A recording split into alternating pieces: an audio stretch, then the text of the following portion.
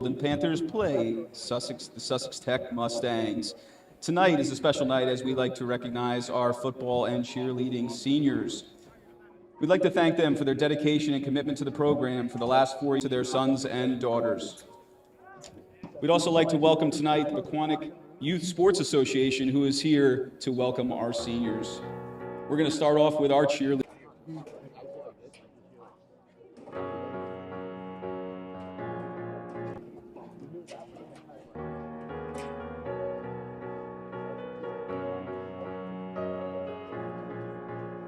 Up next, Liliana Fazliou, accompanied by her parents, Duma and Maria Fazliou, her nona and sisters, Miranda and Siana.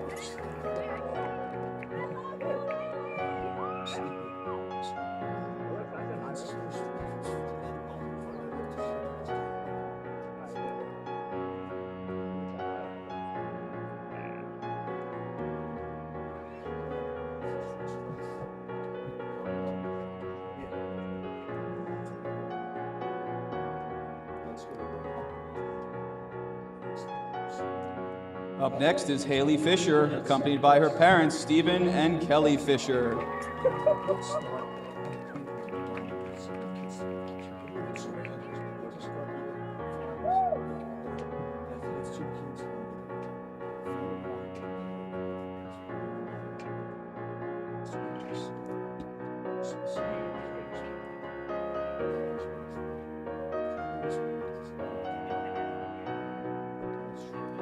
Up next is Stella Hayjack, accompanied by her mother, Maeve Hayjack, her aunt, and her brother, Jackson.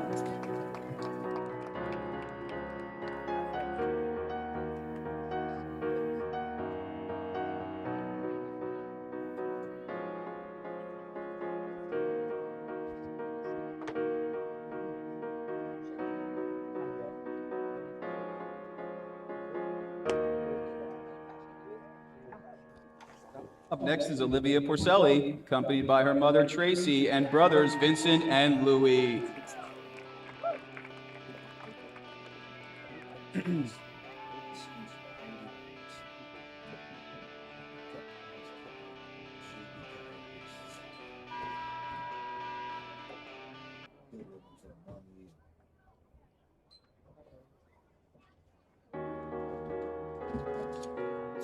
Up next is Jalen Roman Santiago, accompanied by Andrew Santiago and Katia Roman, and brother Noel.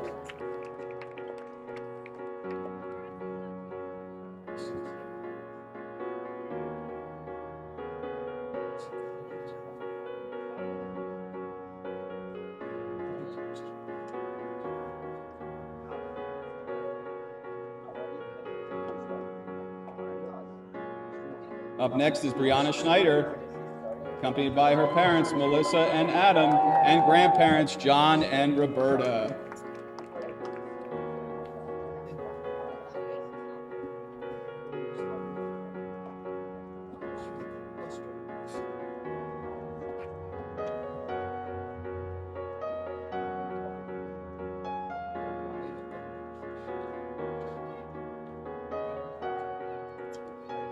Please welcome Kendallin Van Riper, accompanied by Bob and Evie Van Riper, and brother Bobby.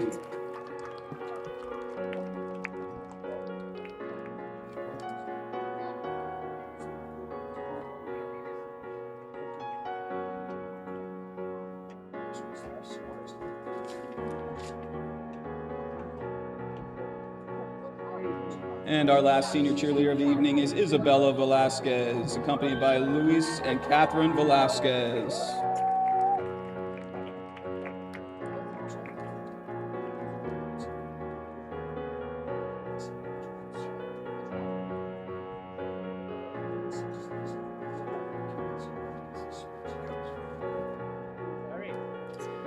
Our first football player is Angelo Cundiff, accompanied by his parents, Angelo and Sandy, and brothers Dominic and Nicholas.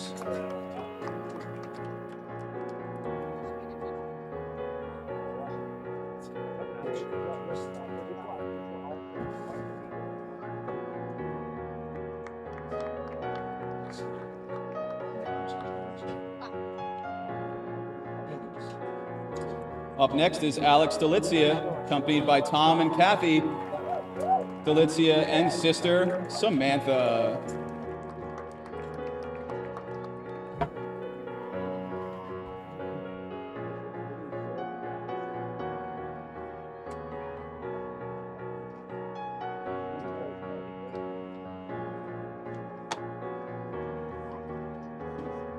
Up next is Ryan Denton, accompanied by his parents Marco and Betty Denton and brother Tyler.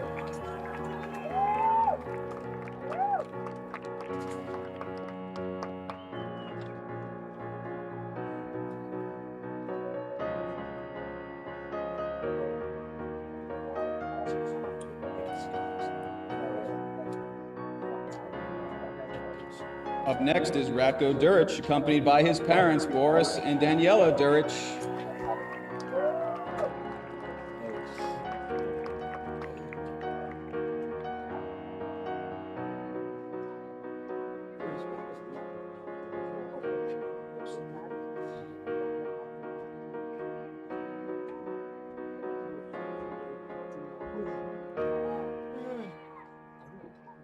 We have Tyler Frame, accompanied by his parents, Jason and Liat Frame.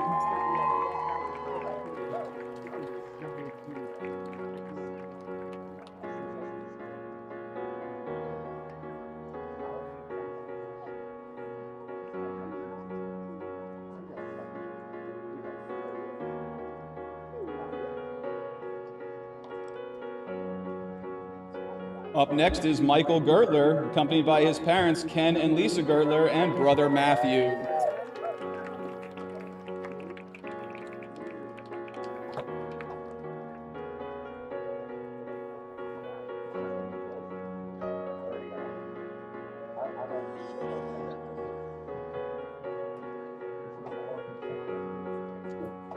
Up next is Justin Griskin, accompanied by his parents, Edward and Nadine, sister Alexis, and brothers Eddie and Thomas.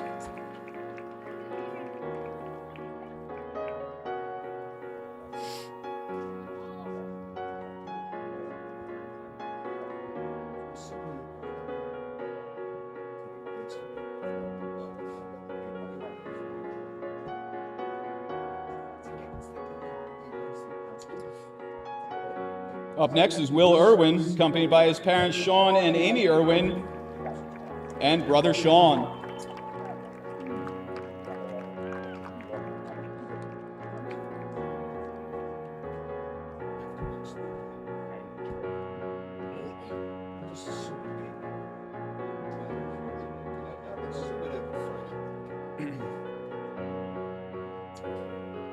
Up next is Nolan Jurensky, accompanied by his parents, Dennis and Nancy Jurensky, and brothers Dennis and Chase.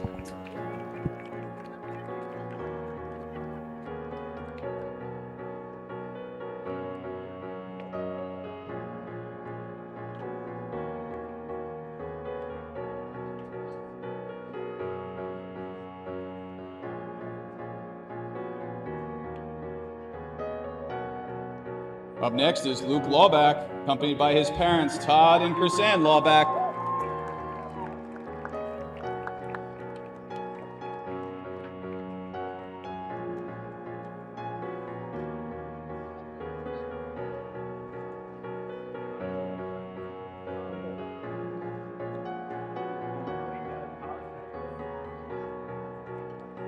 Up next is Nick Pownell, accompanied by his parents, Tom and Deanne, brother Jack, and Nick's grandmother.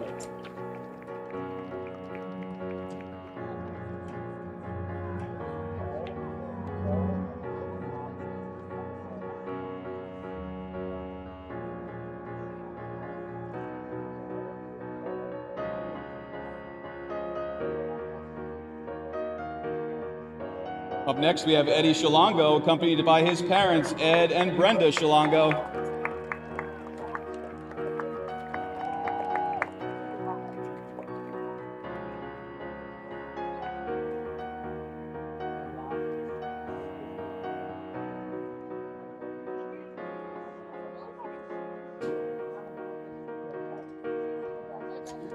We have Henry Struble, accompanied by his parents, Gary and Pam Struble.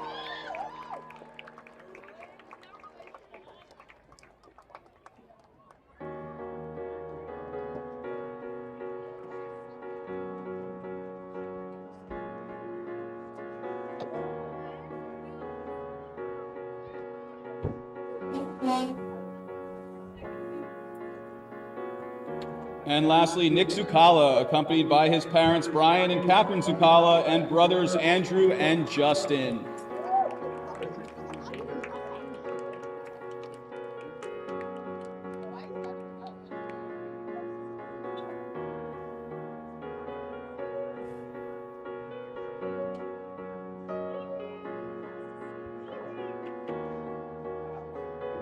We would also like to recognize the team manager this evening, Grace Dolan, accompanied by her parents, Jim and Suzanne Dolan, and brother Matthew.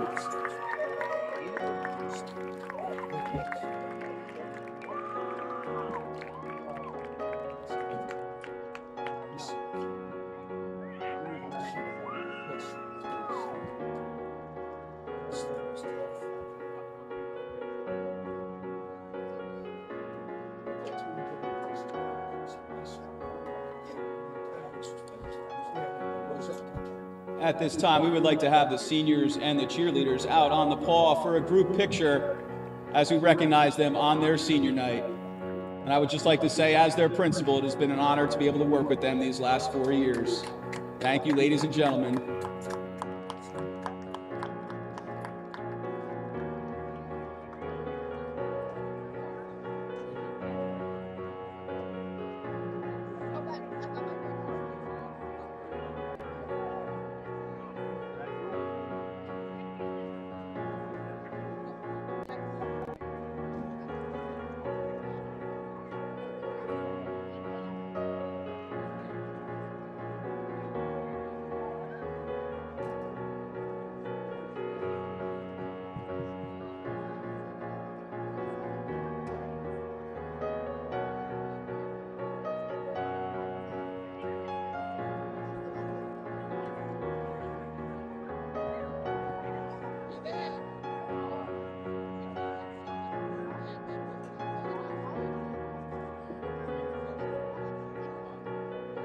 Once again, big shout out to the Pequannock Sports Association. Thanks for coming. Good luck in your games this weekend. Keep working hard.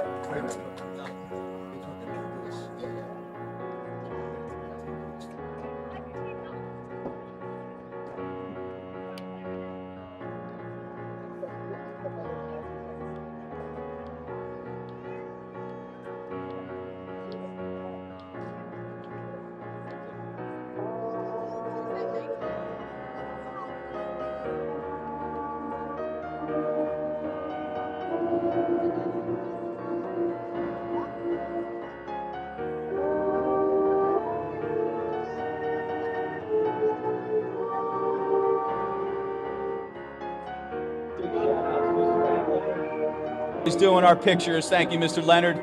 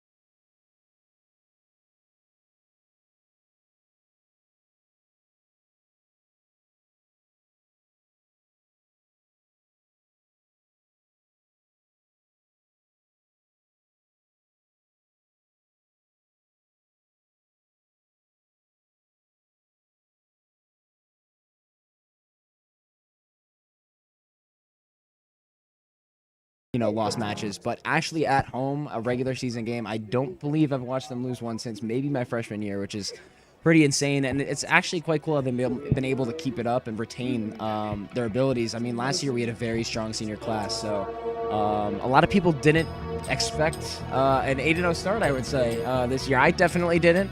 And they've been able to hold it pretty steadily. They've had some big wins by like 20-point margins, which has been quite surprising. The actually most recent game that I was at, I believe it's like 2 games ago, there was a 10-point difference, which was like big time for them because usually, again, they're blowouts. So that was an interesting game.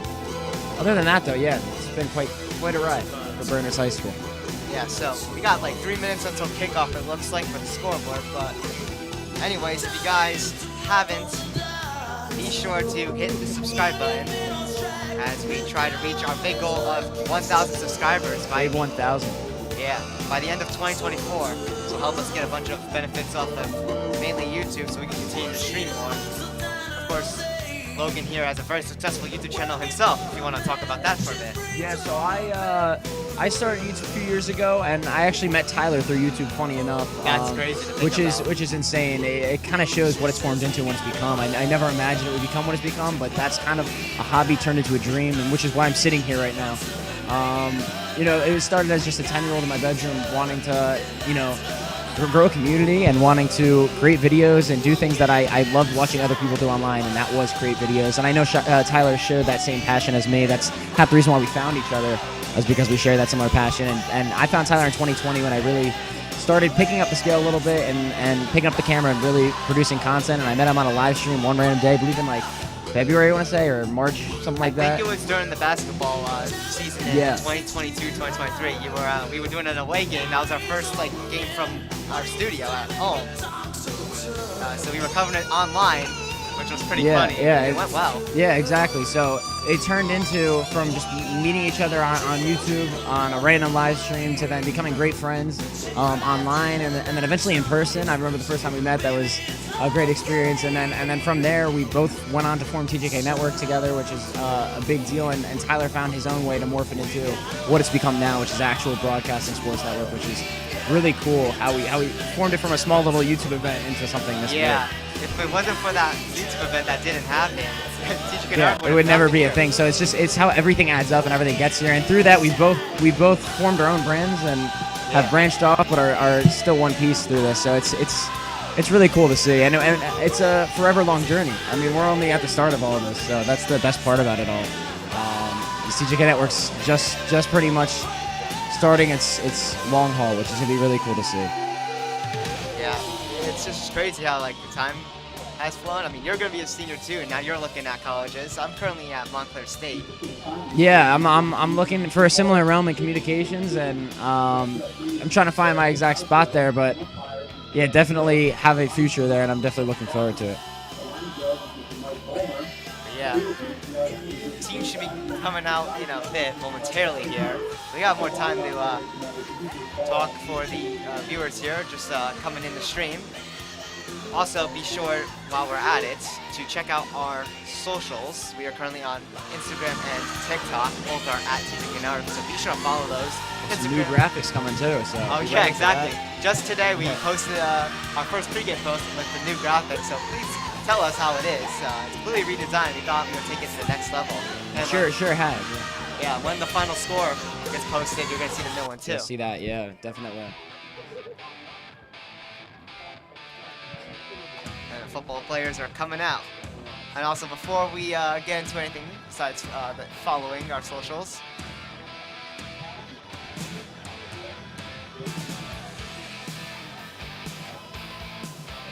be sure to check out our websites. Go to tjk152.com/network. That website got a complete makeover, as it now shows a lot of stats, and also we have a team resource page where you can find all the links to everything relatively easily now. And also some of the JV standings are on there too, which aren't really publicly recorded by NJ.com. Quite a clear night here, I will say. Yeah, it's a beautiful night here. I mean, it's a little on the colder side, 57 degrees. It's not too bad. Yeah, the wind is calm. I will say you guys have a beautiful press box here. Definitely, it keeps it warmer than it probably is out on the bleachers, so I'm very happy about that.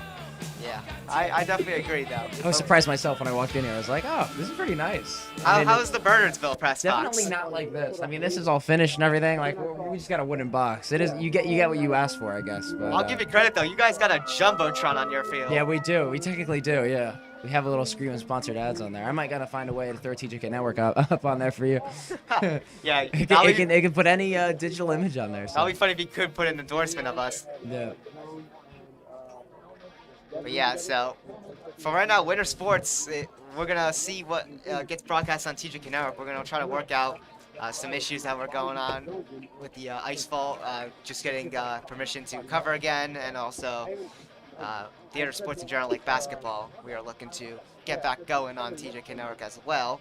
Yeah, I can't wait to be a lot more involved in that. Obviously at Tyler's discretion, but I would love to be a part of the future there. I know we're already going to be a part of the future with our own collaboration that we're doing, sponsorship-wise. But I'm really looking forward to the hockey season on TJK Network and all the other winter sports as well. Also, since besides speaking of hockey season, tell us your experience as a player yourself too, because you now play. Yeah, so I started playing last year, and it was something that I picked up, actually, another thing through Tyler, when I really became a committed Devils fan, which was my freshman year, I still remember. I've always been a Devils fan. I've always been a hockey fan. But, by the way, we got the players coming out right now, so there they are right there. Anyway, I became really into it in my freshman year, and I committed to playing. I was like, you know what, I'm going to train, I'm going to do this. I'm going to work hard and be able to do it. And I was able to, by my junior year, play, and it's been the greatest experience. It's really amazing. It's to be able to play a sport that you love watching. It's a whole different realm. I remember you going to the rink from every Tuesday, and day one you were slipping on the ice. Yeah, it was a grind. Skating fast. You're out there with people half the size of you. You're falling down with them. It feels very weird at first, and it's a completely new experience when you start 10 years later than everyone else did. But to be able to be out there and be in the game and be up to speed, it's so good. It's amazing. I go as much as I can now and train, and this year's gonna be a different year for me. I'm really gonna try to pick up the notch this year, and I can't wait. Yeah, I mean, it's good. It's just a great experience. But here we are. Football Conference in partnership with the New York Jets is proud to announce the Steve DiGregorio Young Man of the Year Award. This award is presented to one Individual from each member school who demonstrates a selfless commitment to his community, his school, his teammates, and his peers. These individuals have set the bar high, and the Super Football Conference is proud to present them with the 2024 Steve DiGregorio Young Man of the Year plaque. Each candidate will be honored at a New York Jets game, and they will have the opportunity to be selected as the 2024 Steve DiGregorio Man of the Year for the entire conference, and they will be recognized at the Steve DiGregorio Young Man of the Year press conference at MetLife Stadium. Ladies and gentlemen, please join me in a round of applause as we honor the 2024 Steve DiGregorio Young Man of the Year recipients from Pequannock Township High School, Henry Struble.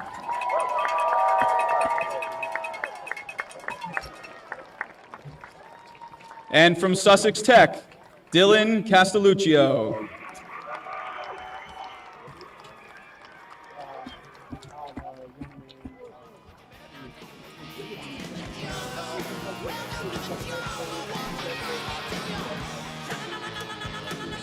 Coin toss will begin momentarily. We're also going to have the national anthem shortly before we get ready for this game for the opening first quarter kickoff.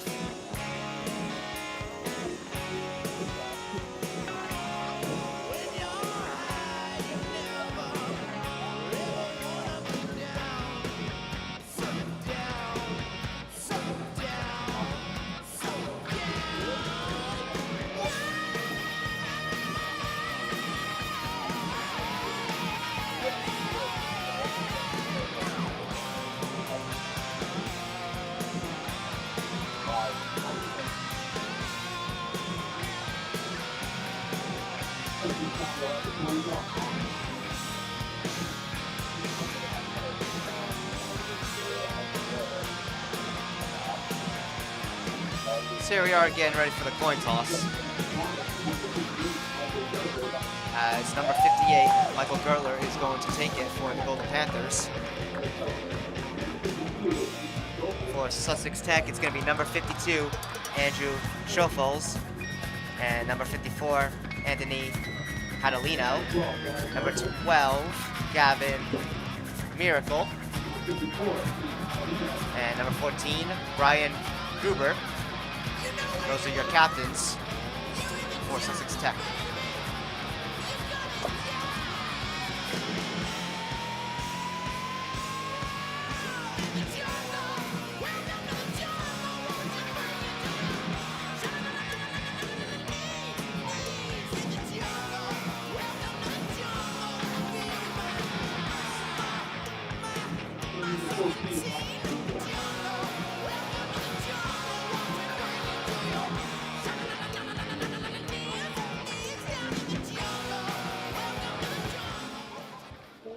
Ladies and gentlemen, at this time, will you please rise? The Pequannock Township High School Marching Band plays our national anthem.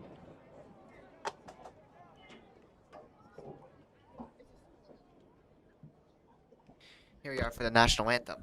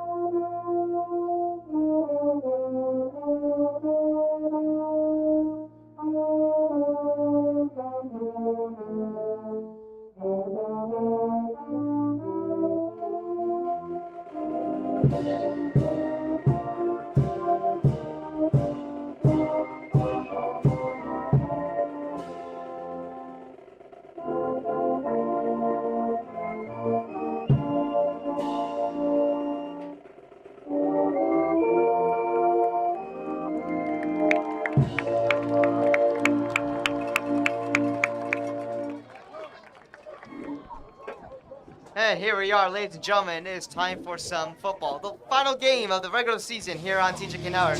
One more before the playoffs. And we will inform you what the seating is, and we will be playing if it is at home or on the road. We will let you know. And we will most likely be there to cover the entire playoff run for you guys. So be sure to stay tuned for all of that. It's all about the game, and how you play it. It's all about your try, if you can take it. It's all about your debt, if you can pay it. It's all about pain, who's gonna make it? I am the game, you don't wanna play me. I am control, the way you can shake me. I am heavy debt, the way you can pay me. I am the pain, and I know you can't take me. So Sussex Tech will be kicking, and Pequannock will be receiving. So here we are, getting ready here.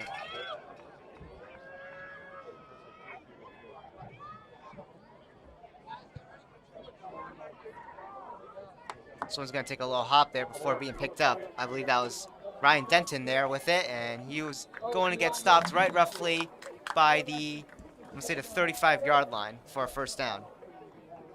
That was Michael Zerflu bringing up the ball. Excuse It'll me. be 1st and 10 for the Golden Panthers. That was going to be actually number 17, Michael Zerflu.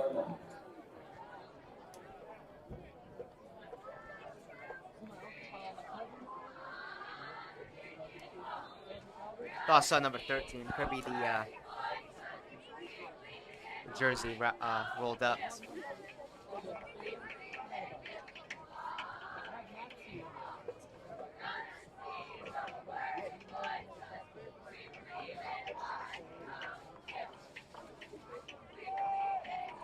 Delizia is going to hand this one off here.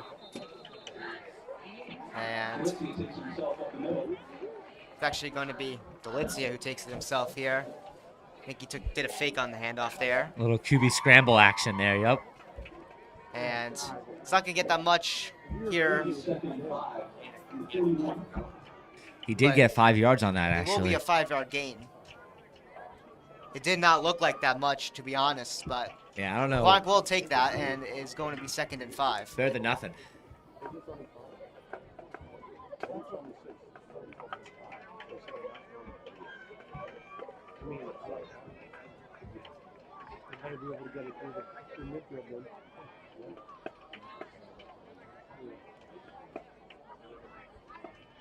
Alex Delizia with the handoff.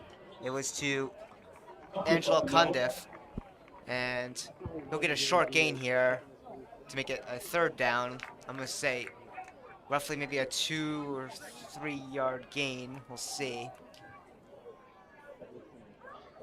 It's going to be a 3rd down. Will be 3rd and 2. Yep. It's going to be 3rd and 2. Pequannock looking to get a 1st down here on this play.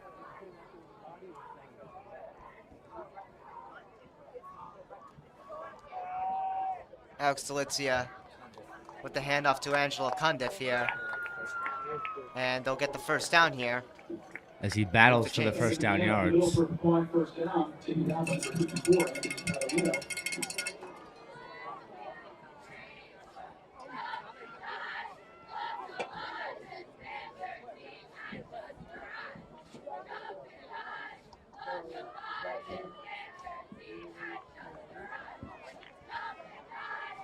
First things first, we just want to give a huge shout out to all the seniors on the cheer team and the football team for putting 4 years of their hard work into this sport. They got the playoffs, looking to go on a deep run here as this one is handed off to Eddie Shalongo, and Eddie Shalongo still on the run here, and he's able to get to the 35-yard line for a 1st down.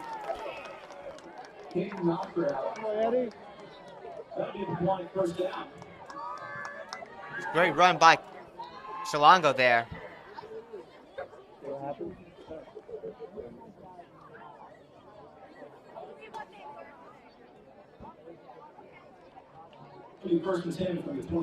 So it's going to be a 1st and 10 right at the 27-yard line for the Golden Panthers.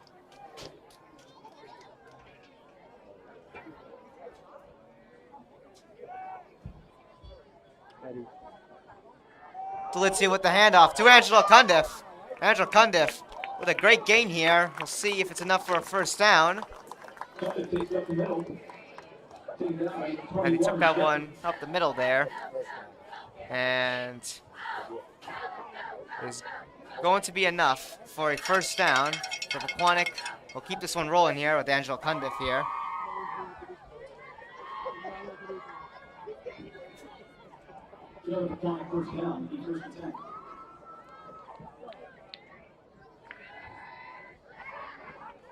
So Pequannock, only after a couple plays, has gotten themselves closer to the end zone, thanks to some great runs by Shalongo and Cundiff. Hand it off here. It's to Eddie Shalongo. Eddie Shalongo on the run. He's in the end zone for a touchdown.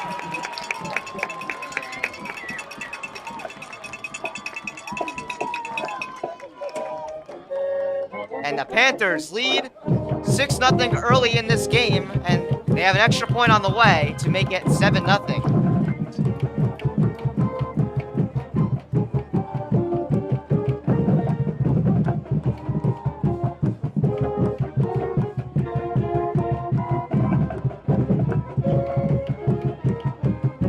So kicking for the Golden Panthers is Nick Zucala.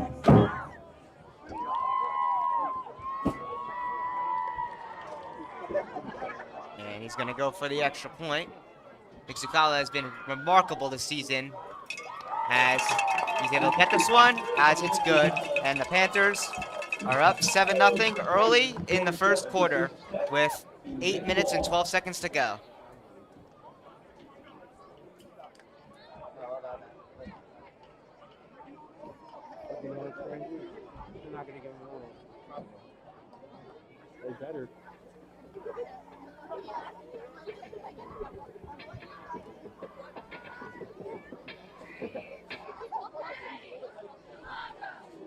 So Eddie Shalongo gets us on the board for the Golden Panthers.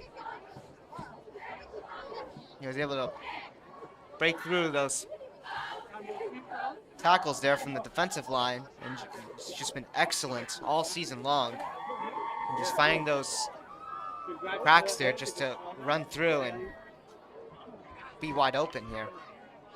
Here we are, getting ready for the kickoff here as Sussex Tech will now get their turn with the ball. We'll see what they can do now that their offensive line will be coming out shortly.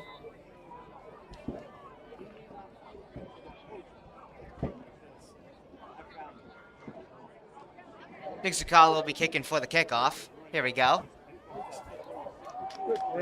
Great kick by Zuccalla there as that one's picked up by Brian Gruber. Gruber still on the run here, and he'll get tackled right around the 42-yard line as Nick Zuccalla gets the tackle for the Golden Panthers. It's going to be 1st and 10 for the Mustangs. So they will start at the 42-yard line.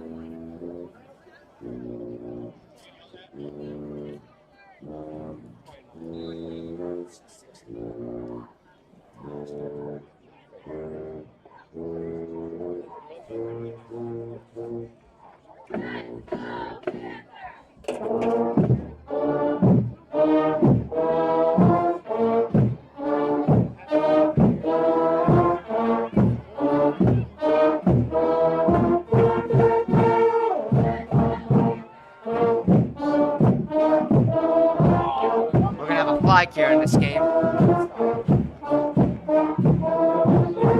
It's gonna be on Pequannock here. So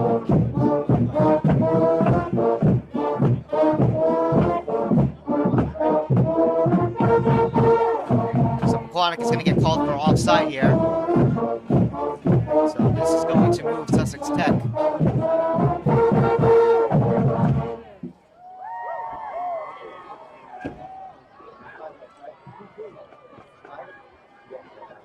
So Sussex Tech will be moved up 5 yards here, so it's going to be 1st and 5. It's going to be a QB scramble here as number 14, Brian Gruber, the starting quarterback for Sussex Tech, will play this one himself, and he'll get a 1st down.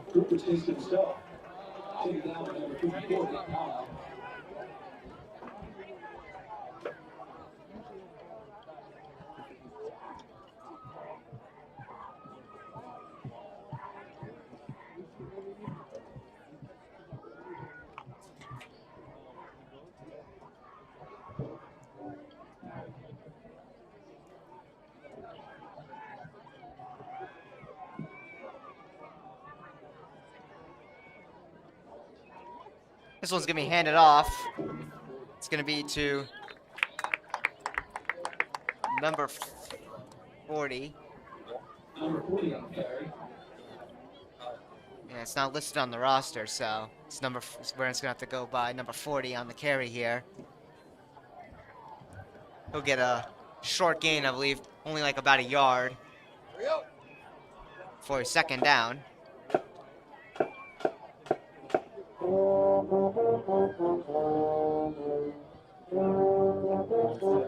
It will be a 1-yard gain, so 2nd and 9. Ball on the 39-yard line.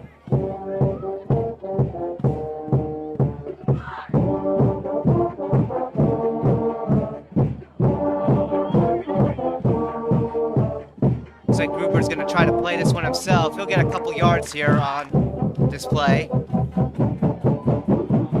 It's going to be a 3rd down. That's going to put the ball right at the 35-yard line.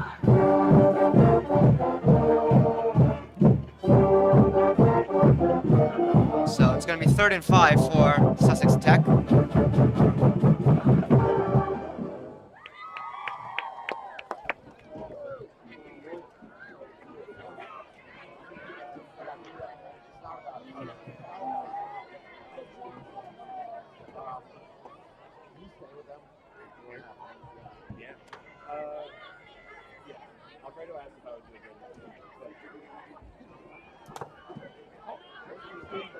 Gruber will hand this one off here.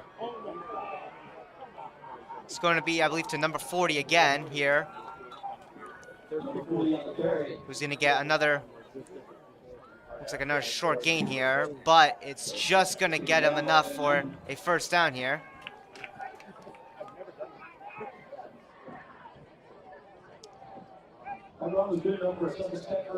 So that very short run right there was able to get Sussex Tech to move the chains. Ball is going to be on the 30-yard line for Pequannock side of the field.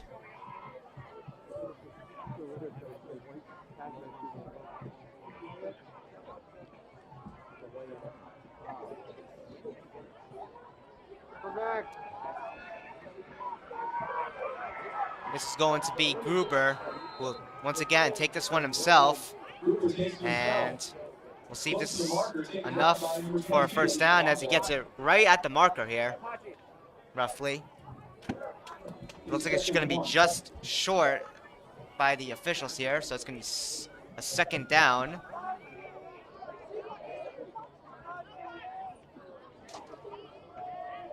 It's going to be 2nd and 1 for the Mustangs.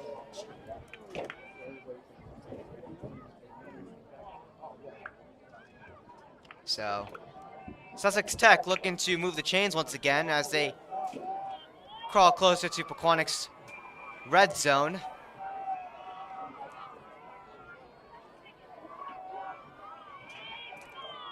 Hand it off once again to, looks like number 40 again. It will be.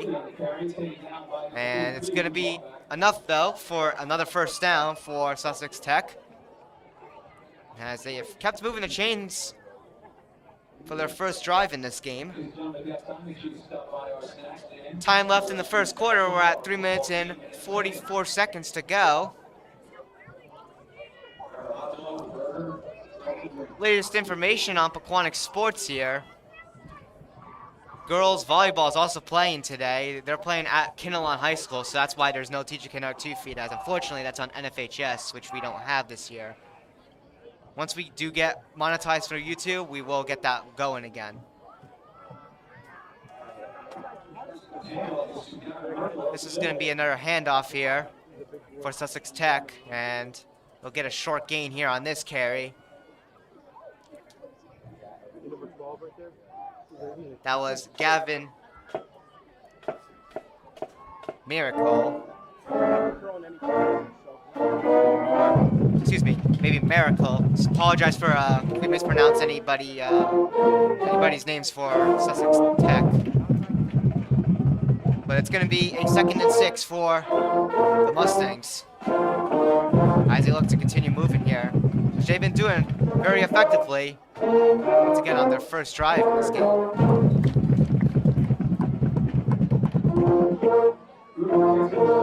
Ryan Gruber is going to take it himself again, and he won't really get that much here. It's going to be a 3rd down here.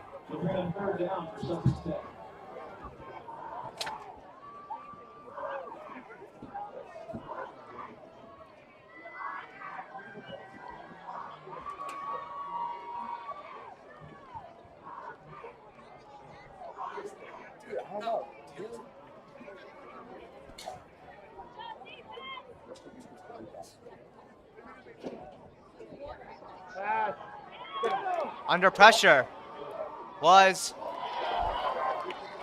Gruber, but his pass will get deflected away. That was Jake Atkins there for a 4th down. Almost an interception, honestly. So it's going to be ruled an incomplete pass. Great defense by Atkins with 1 minute and 40 seconds to go. If you want to give us your input, Bryce. Yeah.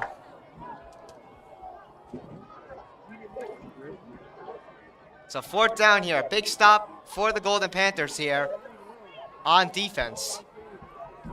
As Sussex Tech is going to go for it, as it's 4th and 5 here. It's going to be Gruber, who's under pressure. Dylan Romley gets the sack, and the Panthers will get the ball back on downs here. Gruber was trying just to find a open lane there as he was under pressure. Dylan Romley was chasing him, and he was able to get him.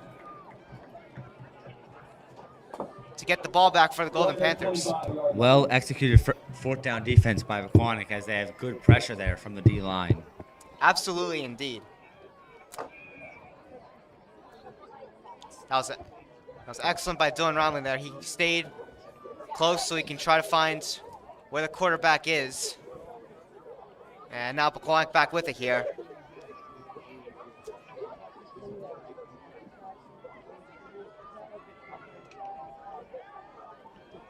This one was handed off here. It was to Angelo Cundiff, who gets Pequannock another first down.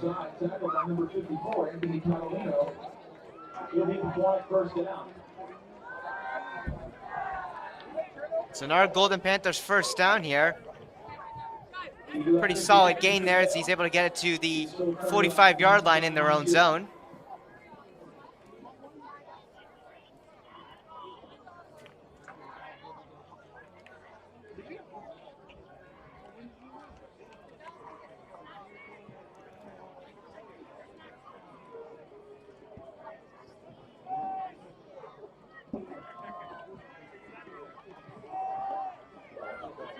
Galizia handing this one off to Eddie Shalongo. Eddie Shalongo on an open run here.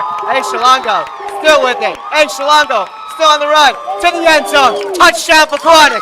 Eddie Shalongo.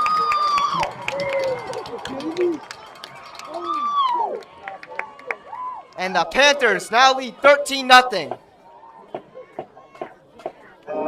With 46 seconds to go, Eddie Shalongo just finds an open area there, and he's able to run. When you allow him to get past you, he is fast, and it's hard to catch up, as you saw right there. Great play by Shalongo, and the Panthers get their extra point kicking unit out. On that note, it was a good block by Shane Albertson there to open the hole for Eddie Shalongo to score. A well-impressed block by Shane Albertson. Zucala for the extra point, and it is good. Panthers lead 14-0. 46 seconds to go once again in the first quarter here.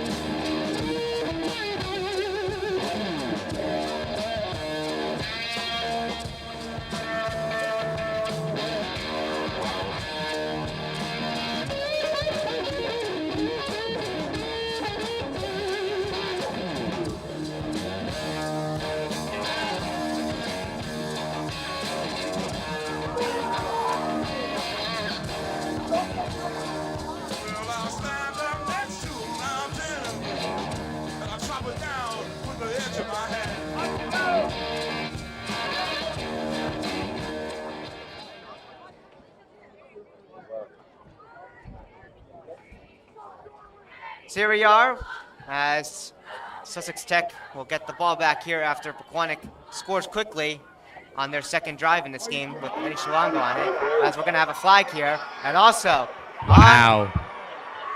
the break here, There is a flag on the play, though. There is a flag.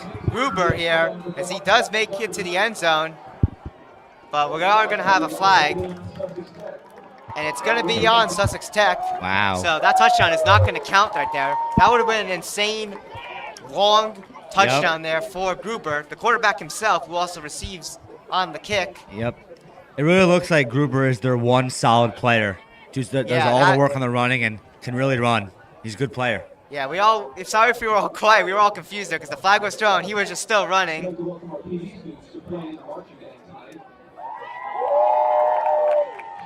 But yeah, so.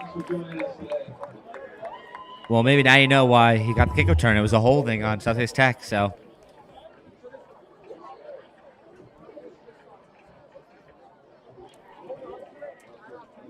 So yeah, Pequannock gets a break there. That would have been a crazy touchdown for Sussex Tech to get on the board there.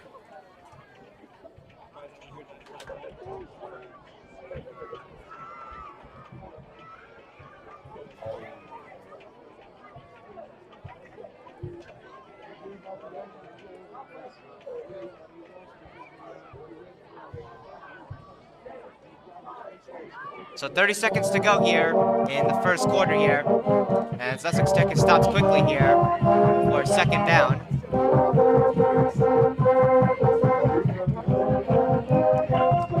It was Gruber there. As Tyler Friend gets the tackle there.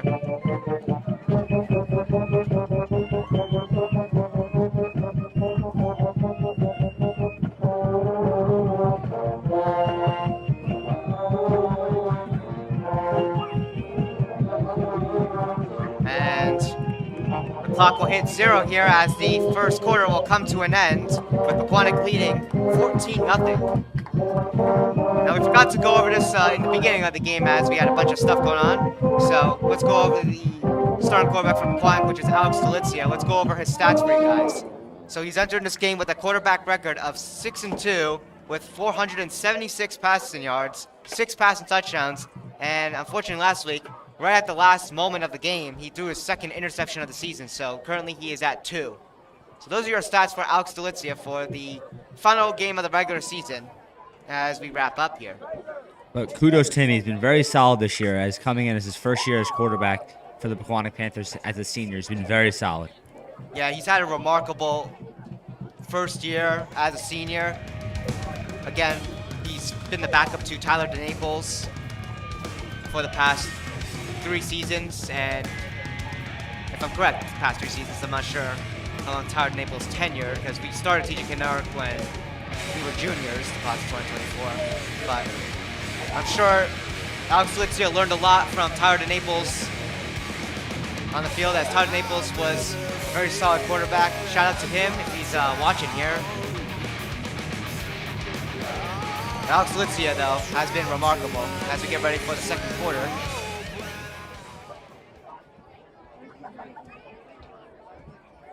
It is a second down for Sussex Tech.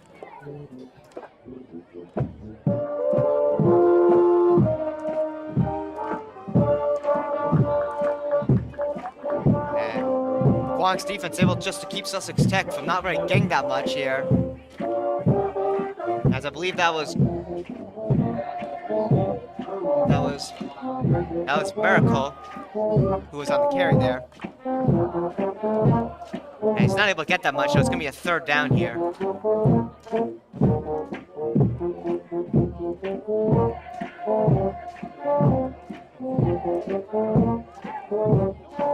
It's going to be 3rd and 10, so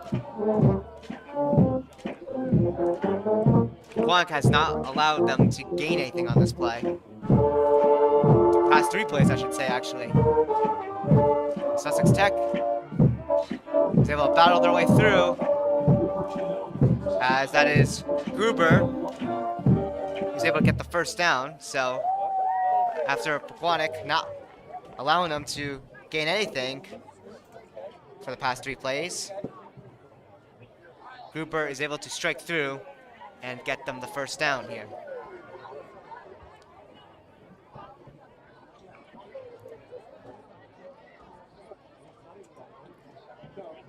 Despite Sussex Tech being 3-4, they've had a very connected offense here, despite not scoring and them being down 14-0. They've been moving the ball pretty well compared to some of these other teams that have struggled this season against Pequannock. That was Miracle again on the carry. It'll be a second down as he's able to maybe just get a single yard or maybe 2 on this carry here.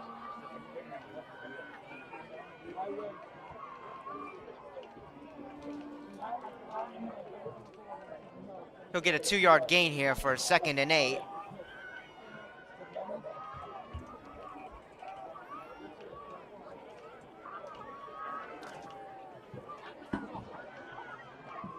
Pressure along from the pass on the side here as was Gruber there with it, who had it, as Braden Van Letten gets the tackle here for the 3rd down.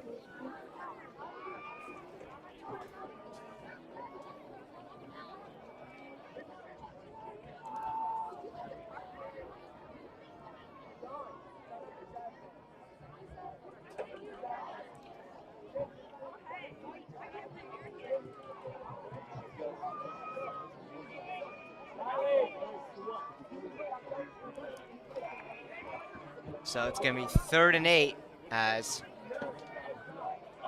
Sussex Tech is not able to get anything on that play. They're right back at the line of scrimmage. This one's passed over here to number 21. That's Shepard there.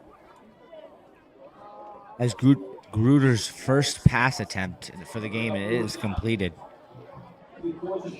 He's been running a lot, but it will be 4th and short, and I think Sussex Tech will elect to go for it. Pequannock looking for another big stop, turnover and downs to be close to their own red zone. 4th and 1. There's a reason to go for it. We'll see if they're able to strike through here.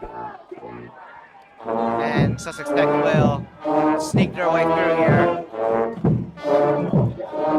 And that's Gavin Merkel again, who gets the 1st down again for Sussex Tech here.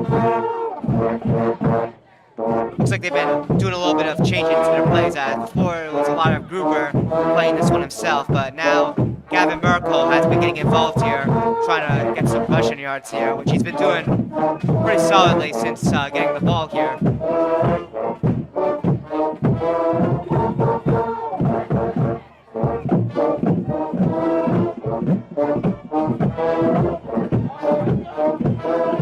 Long pass over here, and it will be to number 21, as that Shepard it's complete, and it's going to be enough here for another 1st down. I'm not sure if I'm seeing this correctly, but they may have changed the quarterback, as number 11 is now making passes, and he's unfortunately unlisted on the roster, so we can't tell you who that is specifically. So I'm not sure if they're changing stuff up mid-game here, as number 11 has been doing a lot of the, I just noticed number 11 has been playing the snaps here. We'll have to look at that again here and see. It was a good catch by Shepard. Yeah, it was good catch right here. Yeah, number 11 is now starting to do the quarterback work here for the team, as he hands it to Gavin Miracle.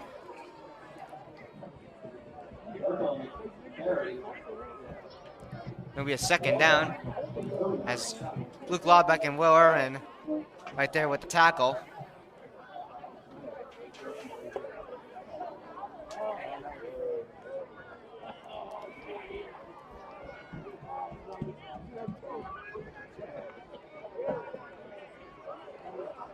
It'll be no gain for a 2nd and 10.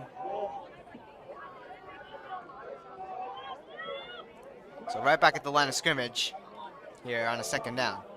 Hand it off here, right to Gruber here, and it looks like Pequannock will hold off Sussex Tech again, as Sussex Tech is going to lose yards here. They're going to fall behind the line of scrimmage here. Looks like they'll lose about 1. Good tackle there by Romley. Looks like a little an offensive line fallout by Sussex Tech. They allowed Romley right in there.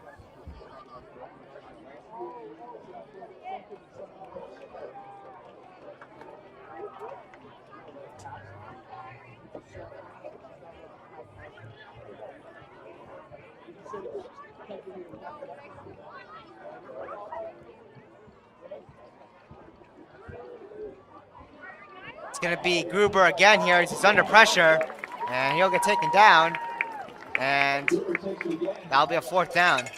Nice tackle there by Quitskin, Bream, and Ballback there, all in the tackle. Not letting Gruber go anywhere on that. But as Tyler said before, TJK, it looks like number 11 is doing all the quarterback plays. And Gruber is the running back, it looks like. They switched it.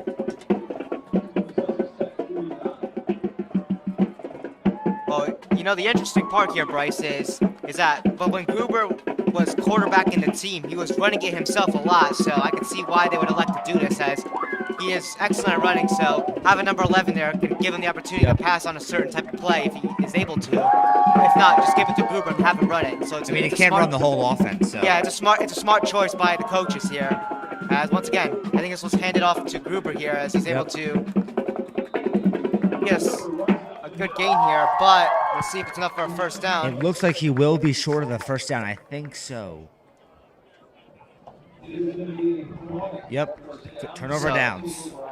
Yeah, so it's going to get turned over on downs. That's what Bryce said. So Pequannock will get the ball here. We'll see where it's exactly going to start. It's going to be on the 39-yard line inside Pequannock's own side of the field. But as Gruber again on the run, almost getting that first down, but once again, we do see him as the running back. Also has a little time check for you guys. We got 5 minutes and 18 seconds to go in the second quarter of this first half of the game. Stay tuned for the halftime show as Pequannock cheer team and I believe their marching band are going to perform live here on Stadium Field. So Pequannock back here with their offense.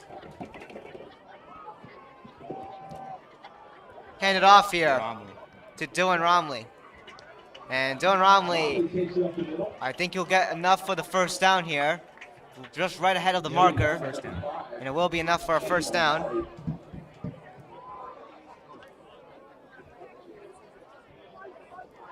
And just mentioning about Pequannock's running game here, they have 3 great running backs. They got Eddie Shalonga as their number 1 guy, Andrew Cundiff as their number 2 guy, and Dylan Romley as their number 3 guy. All 3 have been remarkable.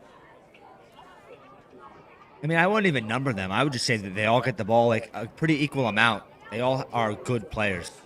Yeah, Pequannock's got some really good running back depth, so they can give a bunch of rest to each other and switch them out anytime they need. This one was handed to Dylan Romley again here. Dylan Romley gets roughly, I'm going to say, a 5-yard gain, maybe a 6-yard gain for a second down. And Dylan Romley is down here. We're going to have an injury timeout. This will be pretty unfortunate if he has to come out of the game again. He got injured in the first game of the season against St. Mary. And at first, he thought he was all right. And then in the second game of the season, played against Mountain Lakes. And he didn't feel right, so... Not looking good for Romley here. Yeah. A lot of pain on the, looks like the left ankle. I'm not sure if that was the same injury from before in the beginning of the season there. We hope not that we hope it's not. We hope no injury. Yeah, it was. To be honest with you. Yeah, he was out for a couple weeks after he stayed out of the Mountain Lakes game, just building off of that topic. And then he came back. It was against the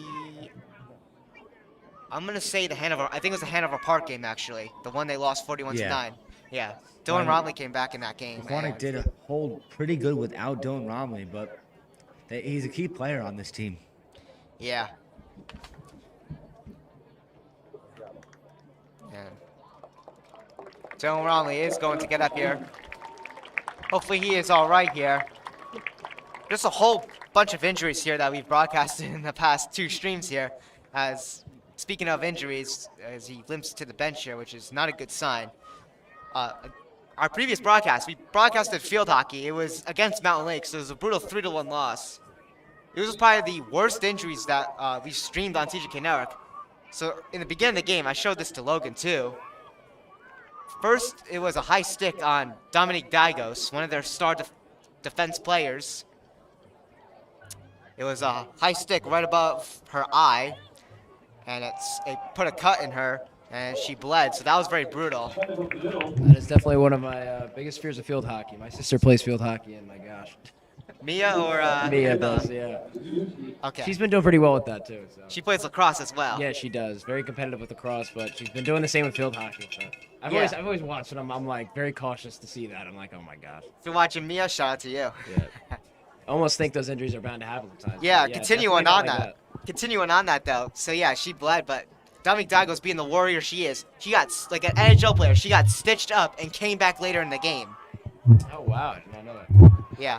But then later in the game, number 21, Liv Fiorino, got a bad slash to the mouth that knocked, I believe, one of her teeth loose, and she got a whole cut. on her lip, and she was ruled out for the county game. But I think she's returning Monday. But that was a brutal injury. That I had to look away I from saw that. it too myself. But as we talk about field hockey over here, we can say Pequannock has entered the red zone, getting there to score once again, hoping to end the half off very well.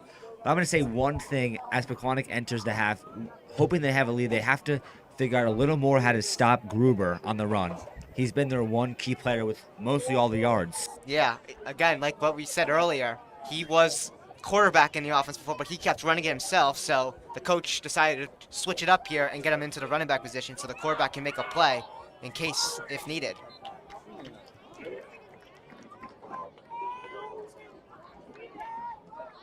Andrew Zucala, good carry there, but as we look at the bench, Romley looks in a lot of pain on that bench. Not looking good for Pequannock.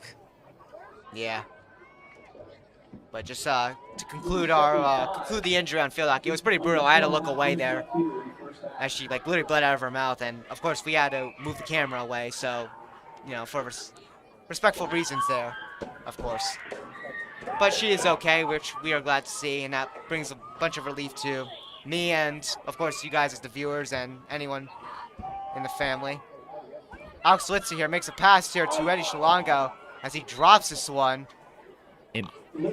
I'm not sure if it will be an incomplete pass or a fumble. Yeah, and that It looks like a completed pass, and it will be a Pequannock first down. So I guess he called it and then fumbled. So got a good break there. So 1 minute and 53 seconds to go. Pequannock is in the red zone for sure, looking to try to extend their lead even more going into halftime here. And also Pequannock simply trying to bounce back from last week's game. It was an unfortunate event there. Madison, was very remarkable. Again, they started 0-3 and they went on a 4-game winning streak, which is, a very good run by them. So I keep calling Mountain Lakes because we were talking about the injury. Madison has been remarkable, as we're going to have a timeout here for Pequannock. Pequannock looking to score one more time before entering half. We want to talk right down to earth in a language that everybody here can easily understand. It's not looking good for Dylan Romley as we keep an eye on him here. Something you definitely don't want going into the playoffs.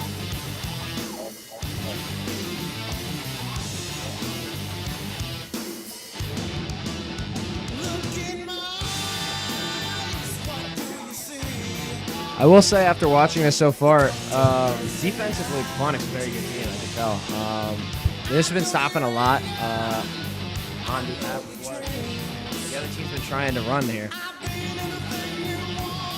Yeah, there's not been that many passes. Pequannock is not really passing heavy. They are very good on the running game.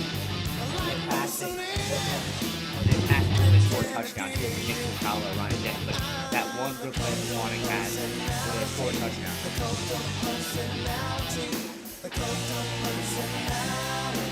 So it's going to be 2nd and 9 here, with 1 minute and 25 seconds to go for the Golden Panthers.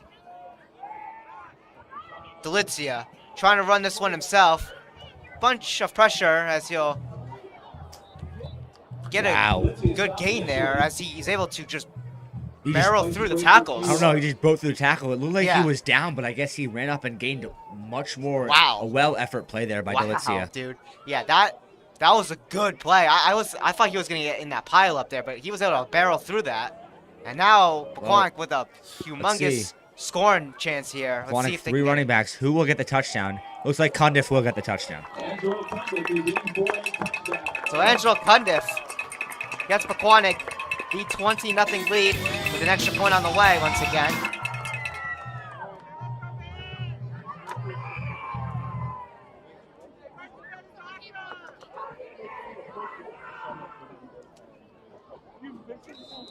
Yeah, this is also a pretty nice broadcast here, having a nice conversation just while the game's going on too, like an actual proper broadcast sometimes with you guys. It's nice having a 3-person crew here for TJK Network.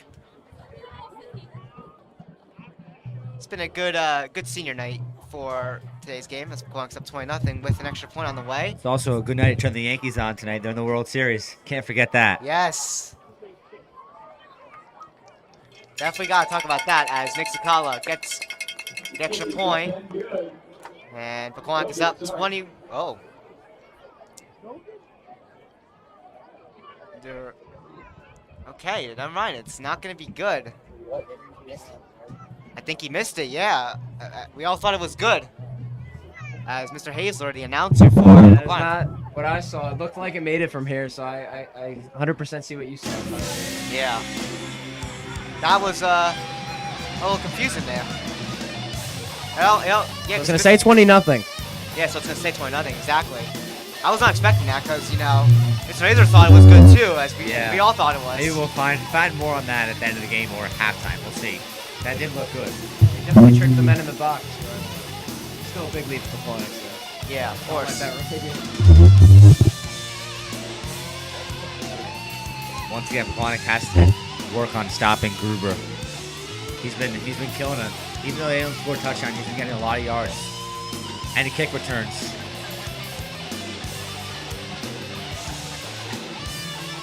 Pequannock will be kicking this one again. That'll be, looks like Nick Zucala again, as Sussex Tech just tries to get something going here on the offense. They've been running very well. They've been getting a bunch of first downs, but they just have not been able to find a way to score in this game. That one kick was not to Gruber, which was probably purposely. As I Pequannock, I would not kick it to Gruber. He's been doing really well. Nah, if that flag didn't happen, Bryce, I think that would have been like a crazy touchdown. Well, if you think about it, if there was no holding, the guy would have got him. That's what I'm If you think saying. about it, it would have been, if there wasn't a flag, the Pequannock probably would have tackled him. Yeah. No matter what, though, like, that was a remarkable attempt. You know, you never know. You never know what happens if there isn't a flag or if there is. But there was a flag. It didn't count. Pequannock is still up 20-0. Yeah. Pequannock has not recorded a shutout this season. And we'll see if they're able to do that tonight. Yes. With 47 seconds left in the half. The only thing they aren't trying to record a shutout, but they're obviously trying to win, but they put the JV squad in sometimes at halftime or the fourth quarter, which you never know what will happen, but you always hope good. Yeah. Hand it off to Gruber again. Luke Lawback gets the tackle on Gruber, and it's going to be a second down. Dylan Romley still sitting on the bench here. I don't think he can walk here as he's limping his way up.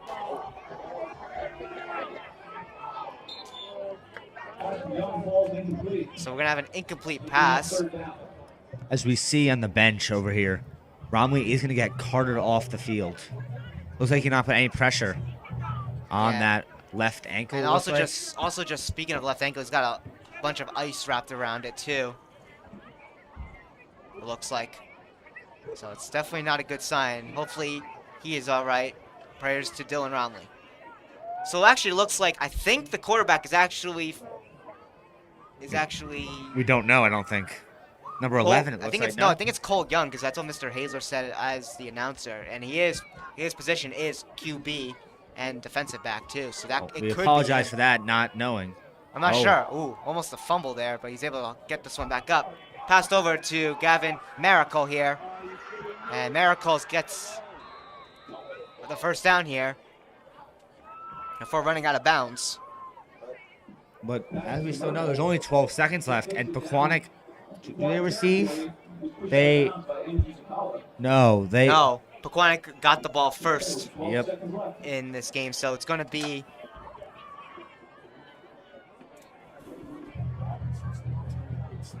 It's going to be Sussex Tech who's going to get it first.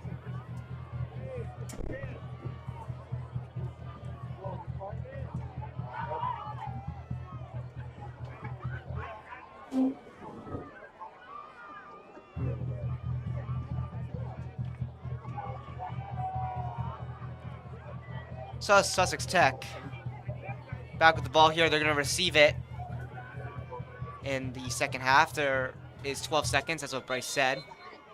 Oh, and we have a flag. Yep. Yep. Most likely, it is a false start on Sussex Tech. As you can see, when there's a flag, they stop the play, if it's on the offense at least. And they're going to move back right away here. It's going to be 5 yards.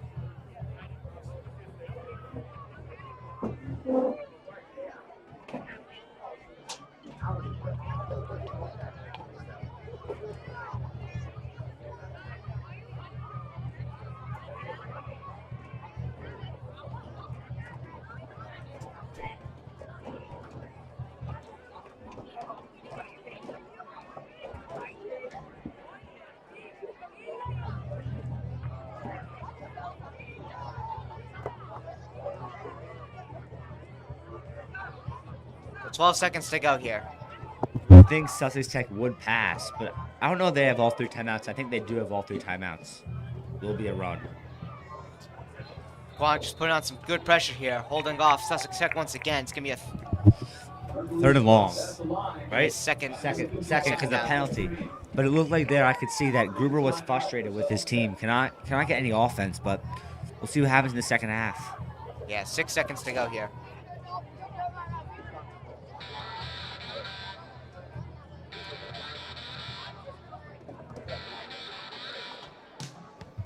As it is, right, 2nd 15. There's a timeout on the field, probably by Sussex Tech, I would assume, to keep this game running.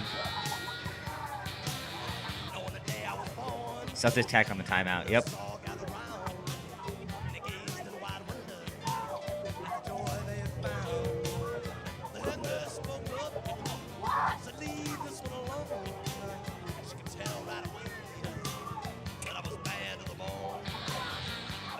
All right, so Sussex Tech took their first time out of the game here. So both teams now with 2 left in this first half.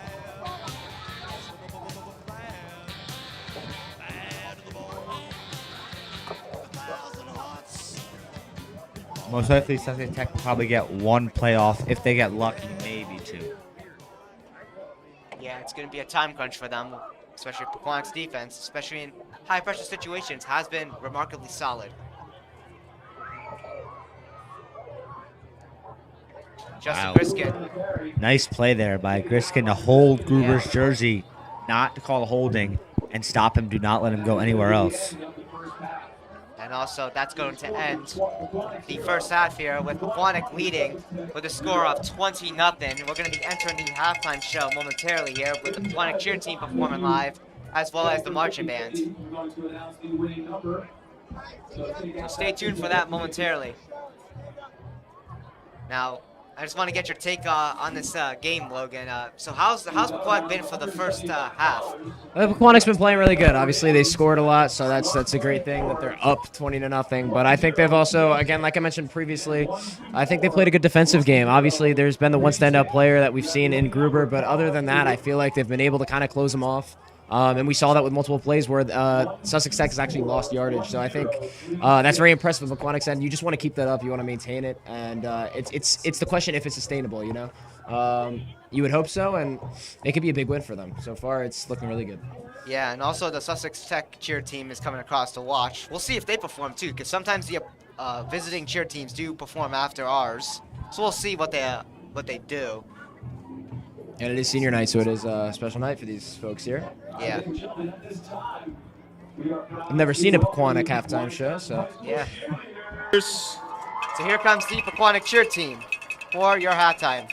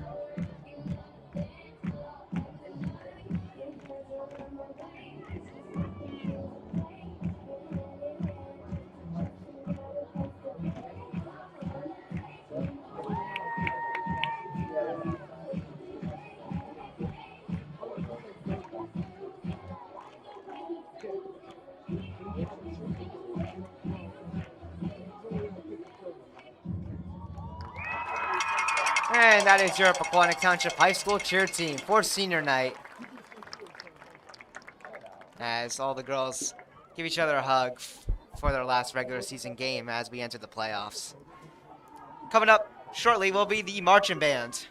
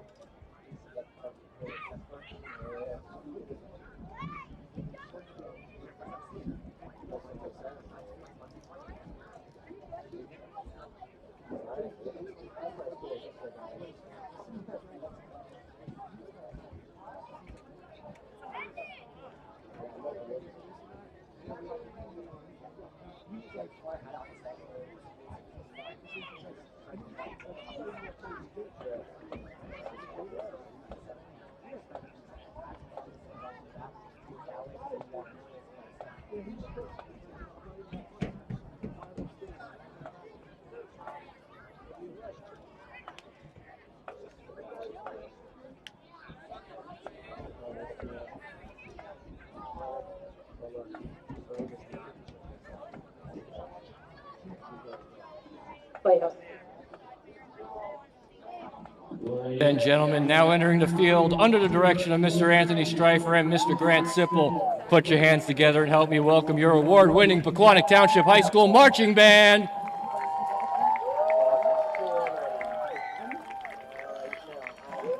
The band continues to impress after they brought home 2 more first-place victories during the last couple of weeks. First was at Ludwig Muster Classic in MetLife Stadium on October 12th, where they scored 86.3 and brought home the caption awards for Best Overall Effect and Best Color Guard. And then again last week at Ridge High School, where they came out with an impressive score of 89.2. Wish the band luck as their last 2 competitions of the season has them heading to Franklin High School tomorrow evening to perform in the Group 3 Open New Jersey State Championships, and then next week back to MetLife Stadium for the Group 3 Open National Championships.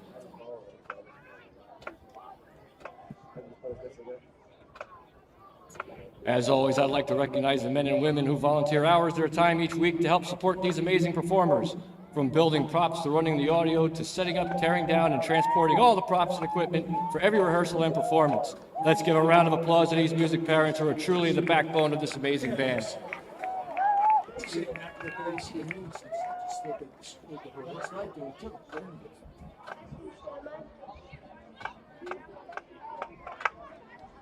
All right, we're starting.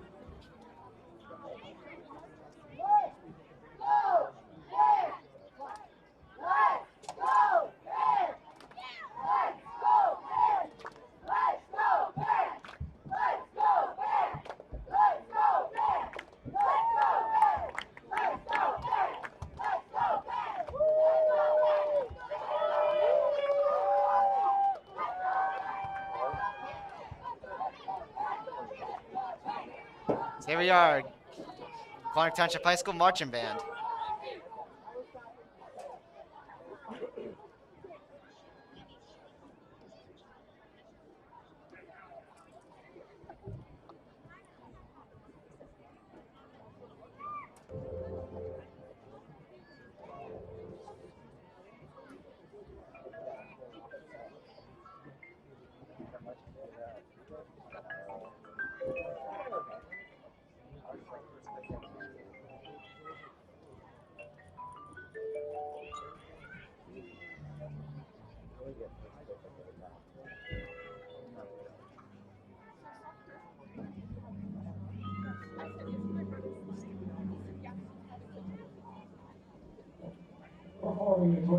Joe, Oceans Away. Please put your hands together and make some noise for your Pequannock Township High School Marching Band.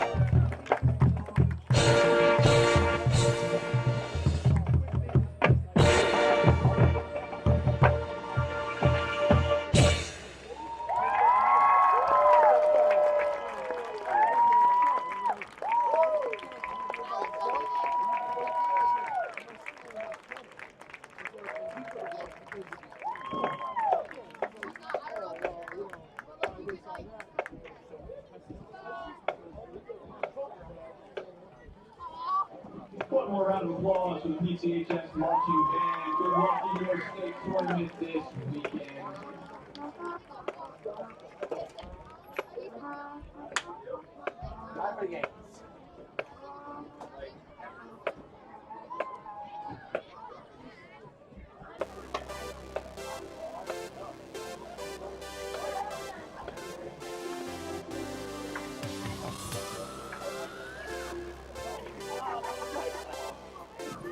We have a big 50th birthday today. Happy birthday to Mr. Giuliani. It is his 50th. He's tournament with us tonight. Happy birthday, Mr. Giuliani. All right, here we are, coming out of the halftime show momentarily in a couple minutes. So that was your Pequannock Township Panthers marching band, and we're gonna go into a quick little halftime intermission here as we get ready for the second quarter, or excuse me, second half with the third quarter coming underway shortly. Pequannock's up 20-0. Stay tuned shortly here on TJK Network.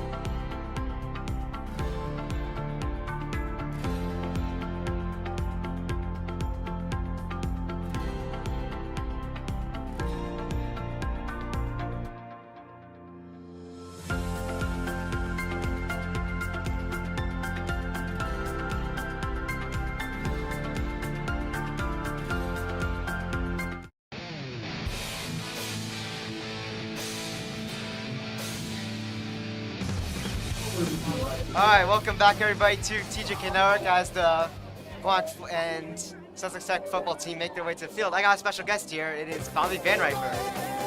Hey, what's going on, guys? Just getting ready for the Yankee game later. You already know I'm gonna be streaming on Press Yankee on TikTok.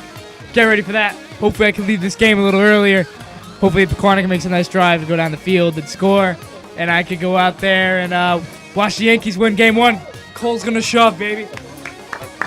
Yeah, let's go Yankees, anybody. To all the Yankees fans watching, it's going to be a big Game 1 and out for one. Go follow Depressed Yankee on Instagram and TikTok. Yeah, great content. Thank you. Appreciate it, TJK. I'm gonna go back onto the field. I appreciate you having me on the network right here. Yeah, appreciate it. Also, follow Bobby Van Riper Visuals. Van Riper Visuals on Instagram as well, guys. Thank you. Great content there too. Awesome. All right, I got judge. We got judge too. Oh, you got the name on it though. Yeah. Oh yeah. Nice. Nice.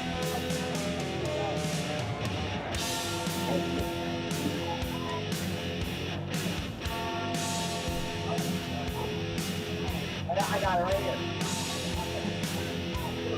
Yeah, I don't know. I'll bring you up to it. Yeah, sure.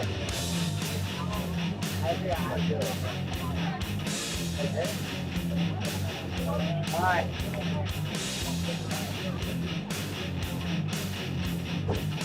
All right, here we are getting ready for the third quarter. Shout out to Bobby Van Riper for coming on and saying hi to you guys. Yeah, but be sure to follow his Yankee fan account and also his visuals account. Great content from both accounts. As we have the Yankee game on right next to us. Yes, we are watching. Big game here, Game 1. Very important. You guys want some information from the big league here, guys. We're only high school broadcast, but I'll give you information. Garrett Cole will be starting. They show him right now. Jack And Flaherty on the Jack- mound for the Dodgers. As the Dodgers have had a rough rotation. Good feeling as a Yankee fan. I have a good feeling, obviously, but Dodgers only have 2 really main starters, and everyone else is like relievers that have to pitch. They're struggling. Just Injuries. to mention on that, Jack Flaherty got like lit up by the Mets that one game. Dude, we were close to having a Mets-Yankees World Series when you think about it. And that would have been great. Somebody serious, I would have loved that. But going the Yankees in the World Series is all that matters right now.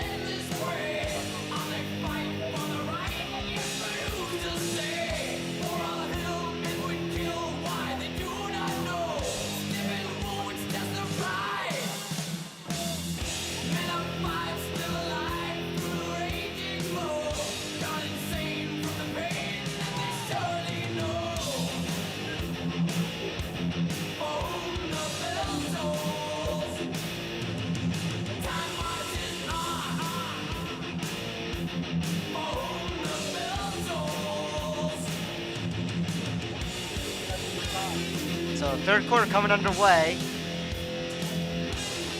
as we get past this halftime intermission here shortly.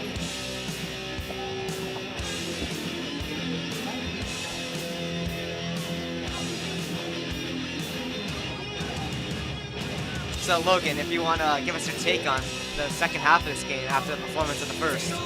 I'm looking forward to it. I think it's going to be a pretty good second half. I'm looking forward to Pequannock taking this one home.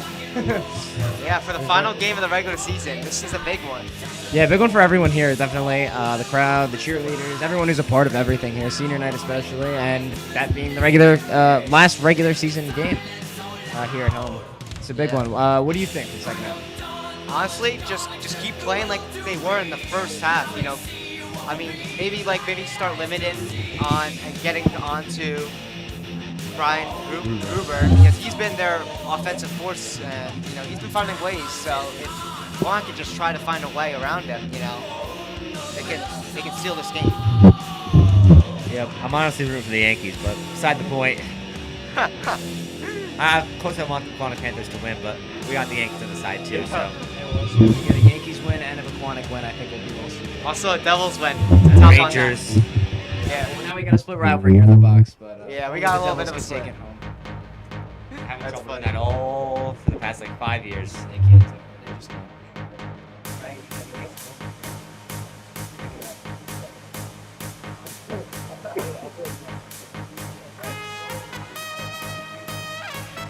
We apologize for any weird noises with the microphone here. We're trying to share it. So. Yeah, don't mind that. That was the mic moving. Live and you learn, and it's only going to be a better second half. Yeah, it's on. I get better stand, but as we talk about this here, Pequannock will kick off the second half. Yes, Pequannock is going to be kicking off for the second half. Maybe we'll see what they can do about Brian Gruber. Maybe Coach Sheldon defense went over a plan to stop him and maybe a little shadow or something. Yeah, it's definitely quite impressive how much of a standout player he's been in a game that has been almost all dominated by Pequannock. You rarely see a player stand out that much, especially when you're being defeated that way. So, yeah, if you can just keep stopping him, that's pretty much all you got to do. And at this point, I would just say just look out for the guy because he's all you're going to have coming against you, really. Right on a kickoff. I mean, we saw what happened in the last half. And Nixon College trying to take it away from him on purpose. Yeah, exactly. But here we go. As he does there. Oh no! And this ball is like loose right here. It's picked up here by number 40. And he's Good gonna tackle there, Van Letten. Yeah, he's gonna get tackled right here at the right by the 10-yard line. He saved a couple yards. As it was, I don't know what, maybe like missed kick. It was a good kick, but.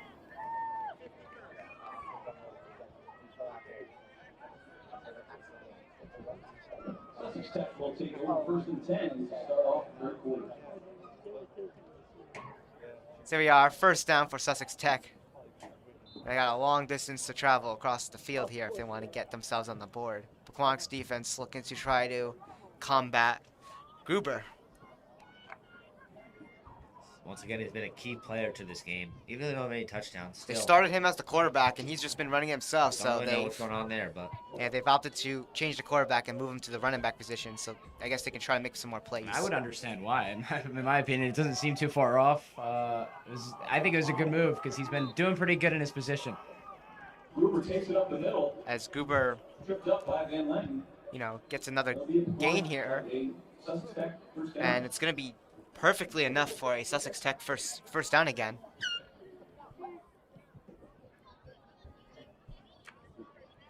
as we speak about Gruber, he just keeps getting the ball. They're feeding him. That's their way of, I would say that's their kind of way of offense, feeding Gruber. Yeah, no, definitely. I see the same thing.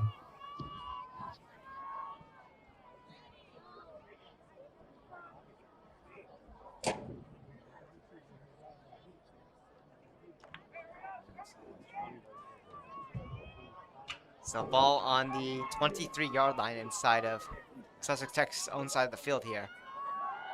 They're going to go for the pass here. It's going to be to Gruber once again. And Gruber gets a hard tackle there on his right side.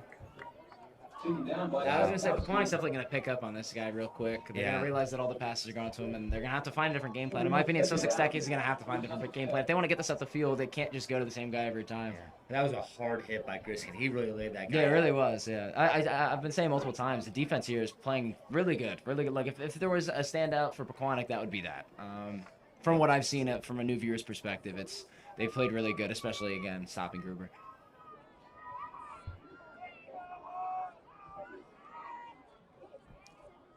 Hand it off here. I believe that was Gruber again. It was. As Tyler Frame gets the tackle Learn how to here. stop saying this guy's name, man. Yeah. I don't know. Like every time there's a ball on the ground, I always think it's him. Is it Sussex Tech? Is it Sussex Tech or is it Gruber? I don't know. Yeah. Yeah, it's all been him. Shepard does have one catch, but I would go with Gruber Tech.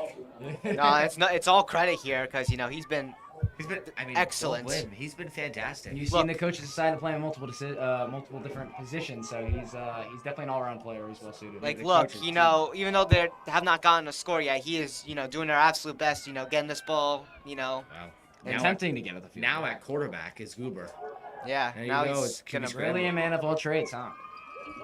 Do everything. Didn't get a fourth down, unfortunately, though. That was Nick Pownell on the tackle here. But as I was saying, oh, wow. We'll be first down. I was gonna say it was really close. So yeah, first down. Yeah, that was close. At first, I thought it was a fourth down here. So it's first down. So again, Gruber once again just move the chains here. It's minimal, but it's something, and that's what I would say Sussex Tech is looking for here. You know, you just need something, Better than nothing. something to match his defense, right? I mean, Something for to get in football, there. just to get a first down, you just need 10 yards, which is what they've been doing. So they've been moving it. So as Gruber does it again here, it's going to be second down here as Luke Lawback gets the tackle, assisted by also Nick Sykowski also getting a bit of the tackle here.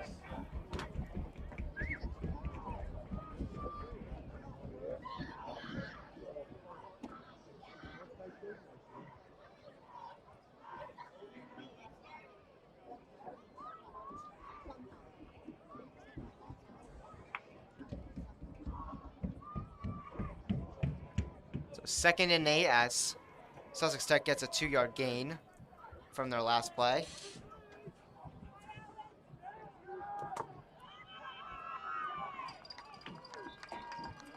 And that was number 40 there on the carry. Doyle on the carry. It was not Goober that time. No, it's not. Very And surprising to me. I believe number 40's name is actually Doyle, Zach Doyle. I'm not sure if that's right. We have incorrect numbers on our roster. It does say wide receiver and defensive back, but I'm not sure. We don't know. Yeah, we're We following got the off the rosters. announcer here. We're following their roster. We don't make our own there. Yeah, we're following off the announcer here, Mr. Hayes. He's doing a great job in the middle booth. Shout out to him. Handed it off. And this is to Gavin Miracle here. As Miracle still battling for it here to try to get some extra yards in. He's going to get it all the way right by the 30-yard line, looks like. You give Miracle credit. He's big, 6'3", big guy. Huge guy. Can break tackles, yeah. That's what you need. Break tackles and long runs. If you don't have a solid passing game, you have a run game like Goober.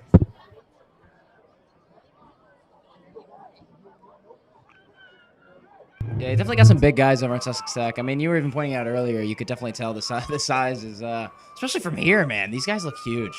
They're big guys. How big they're on the field. Yeah, exactly. Like, imagine standing next to one of these guys, it would feel weird. And Gruber will not get a pass here as it's going to fall incomplete. It was intended to looks like number 32, Troy McCurry, as Justin Griskin putting on some good pressure on Gruber.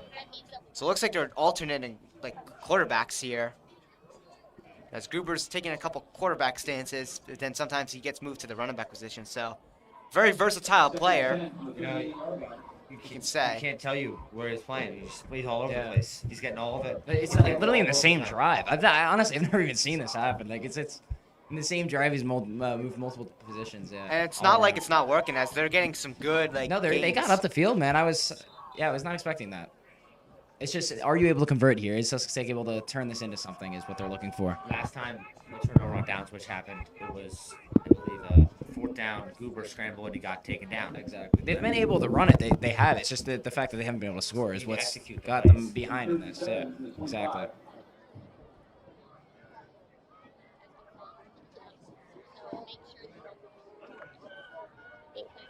So it's going to be 3rd and 7 here as the ball's on the 25-yard line here.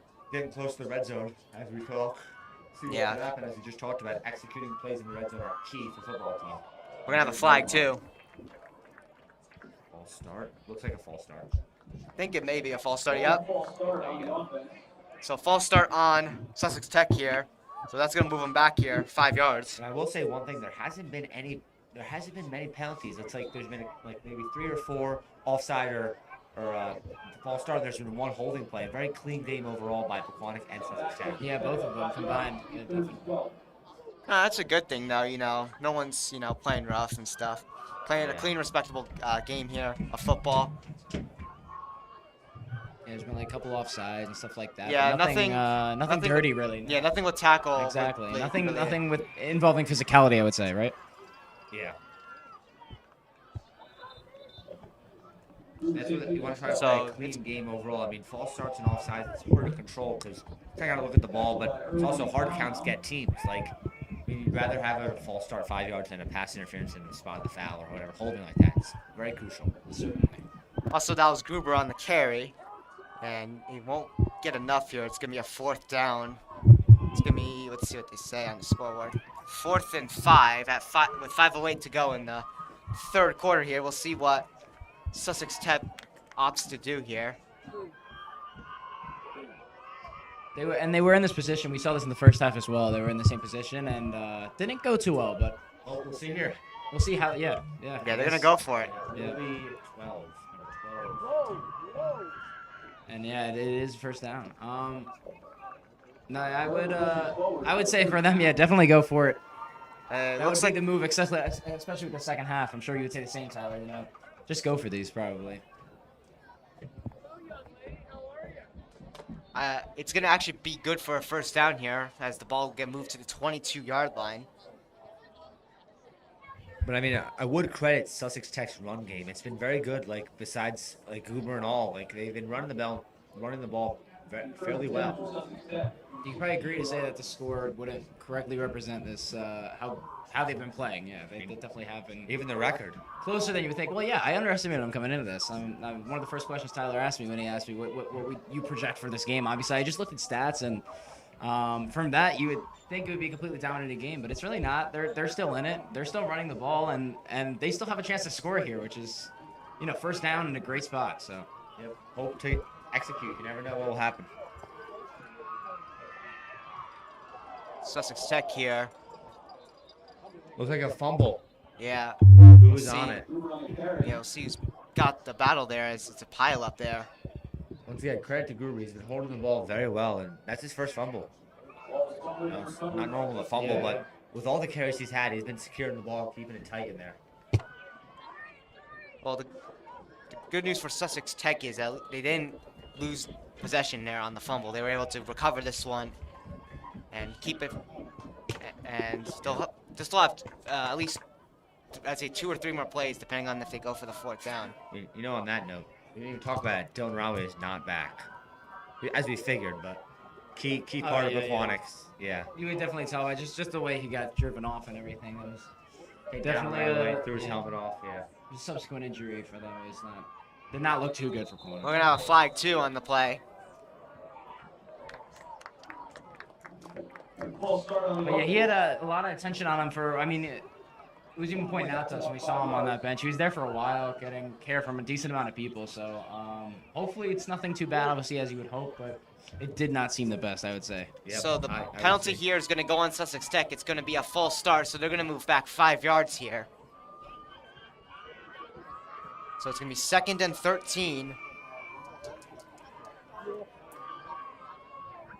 So now Sussex Tech in a bit of trouble here with 2 minutes and 55 seconds to go in the third here. As they look to try to get something going here in this game, try to get on the board early. Number 11 under pressure, gets the pass to number 28, that is Caden Osterhout.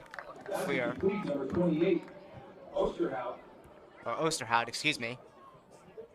It was a good pass, but it won't be enough here. It's going to be a 3rd down. We'll see what the gain is here. They'll go from... They're very close here, though, so we'll see how they can convert and how they're going to pass. And okay, they'll go to 3rd and 4. They'll go to 3rd and 4.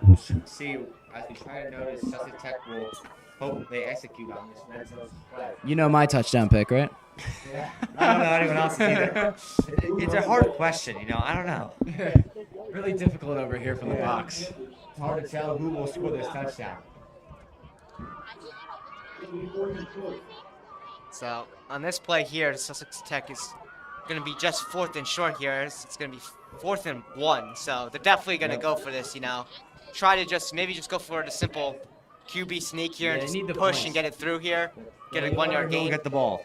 I really don't know who got the ball here. It's hard to tell. One guy and one guy only. If it doesn't convert, I would put a blitz and just go through Goober. Yeah. Oh, Goober's out. Yeah. He's on a. Yeah, they're giving him rest here. No, he's a receiver. Some sort of trick play. Oh, they moved him. Yeah. He's in motion. He's all over the place, man. This is ridiculous. And it's Gruber with it. And he makes it to the end zone, and Gruber's going to get the touchdown. What did I say? Yep, we should start betting on high school football. What did I say? We would hit the touchdown any time for Gruber. First game, I'm a pro analyst. What do you think about that, Tyler? I'm really hoping that. What a great pick right there by you. Yeah. Like a Great vision. Touchdown Goober over 100 receiving and passing yards. I would hit that all day. So they are on the board. That is Sussex Tech for you right there on the board.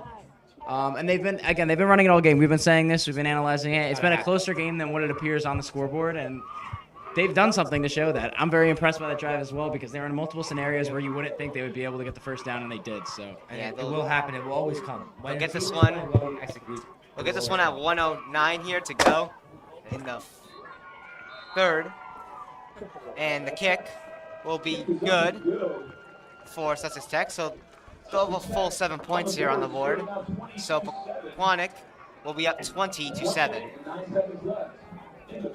still definitely is going to be a steep hill to climb, you would say, but a lot closer than it was before. And if you can keep drives up like that, then there's something in the equation. There's something there. Maybe Pequannock will score again and make it even farther.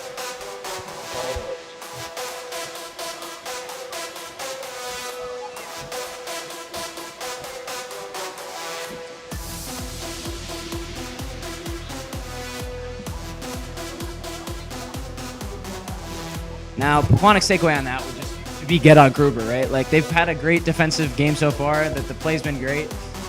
It's just been very one-sided on this man. So you got to be able to stop letting him get open and hope to just, play a little tougher. Again, those are very close downs there, as we saw. Like, they were just getting it over the line, and that's what gave them the drive to score. So just keep shutting them down, and you'll be good. Here we go. I think it looks like Sussex Tech will be going for an onside kick. It looks like to me Goober will be kicking it. I'm not sure though. Goober, not Very surprised. versatile, dude. Yeah, versatile. Pequannock set up for an onside kick, but we don't know what's coming. Sheet anymore? I don't Do I think need so. that sheet? Gruber's Is not. kicking. Wow, that's a bomb.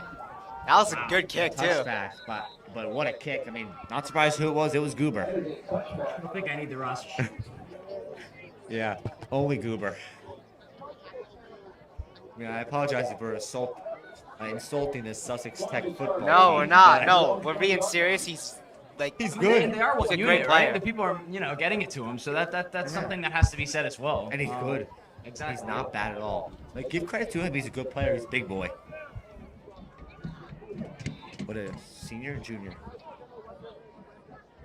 Junior? No.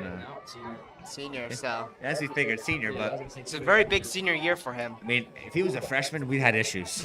Yeah. No, seriously, you got those, very talented freshmen that start from day one on varsity, they're going to be something You just good. build around the player. Like Goober. Yeah.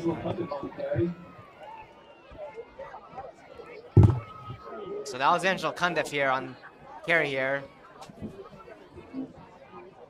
Be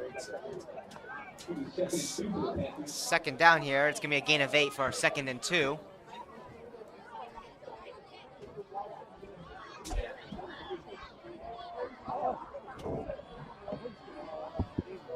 Probably need to get it another half at least. Just run the clock out at this point. Yeah, 30 seconds to go in the third here. There he goes, Cundiff. That's Angelo Cundiff here on the run. He's going to definitely have the first down. He'll take it to the outside, right by the 45-yard line, roughly. Not sure if you saw that, Tyler, but Cundiff kind of stiff-armed his own teammate, Andrew Zucala, to get out of the way so he can just run straight through. Such a lame play there. So I kind of dragged out more. Yankees have begun. First pitch, ladies and gentlemen. You must turn the game on. If we had multi-view for TJK Network. Let's turn the game on. That is after this game is over, of course. Please continue to show your support for TJK Network by subscribing. Oh, yeah. Let's just bring that in, too. Get us to 1,000 subscribers. So one day we can be doing the New York Yankees. Right? Yeah, That's a good statement right there. Hey, you want it. You love it. We got to have Tyler on the call there. So that was Andrew Zucala there on the carry here. It'll be a 2nd down, but he gets roughly maybe a 6-yard gain there for the Golden Panthers as the third quarter comes to an end as well. And that will be the end of the third quarter. And we'll now be entering our 4th and final quarter here in this game, with Pequannock leading 20-7. That is correct.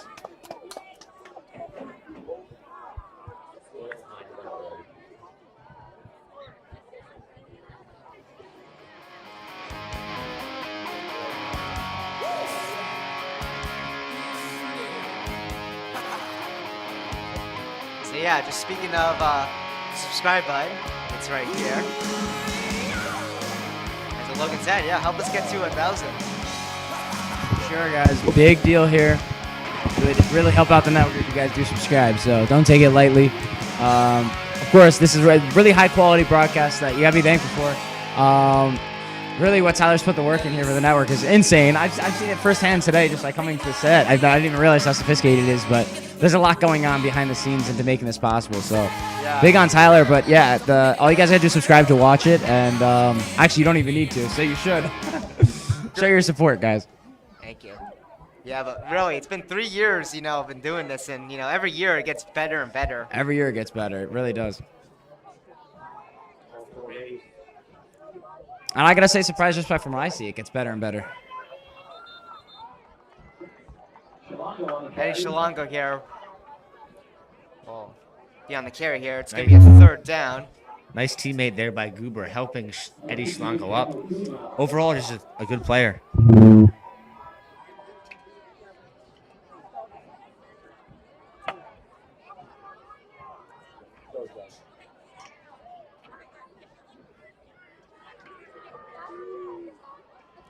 So it's going to be 3rd and 5 for the Golden Panthers here.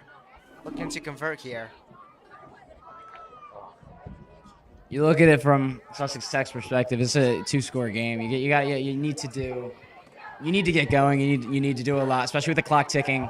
Last quarter here, and you need to get past the Pequannock defense as well, right? That needs to be said. They've had a great game. I mean, even though that drive just happened, it was a very close drive, as I said. So this is Angelo Cundiff here on the carry here. We'll be just short. As for defense, there has not been one punt in this game. No. It's been both sides just good. It'll be 4th and 1. So we'll see if Panthers Interesting game all try around. to go for it. We'll see if Panthers try to go for it as well. You never know. Maybe they'll do a hard count, try to draw them off sides, but we hope they'll go for it and get that conversion. Let's see what's going to go on here. Ball.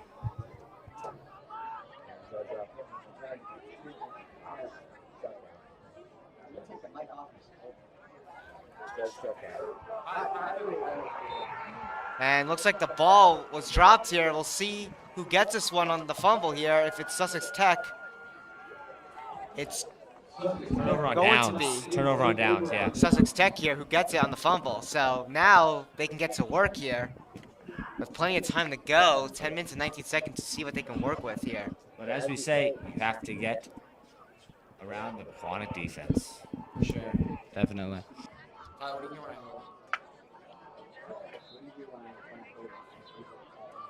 First and 10 from their 37-yard line. So Sussex Tech will get the ball here on the 37-yard line for a 1st and 10.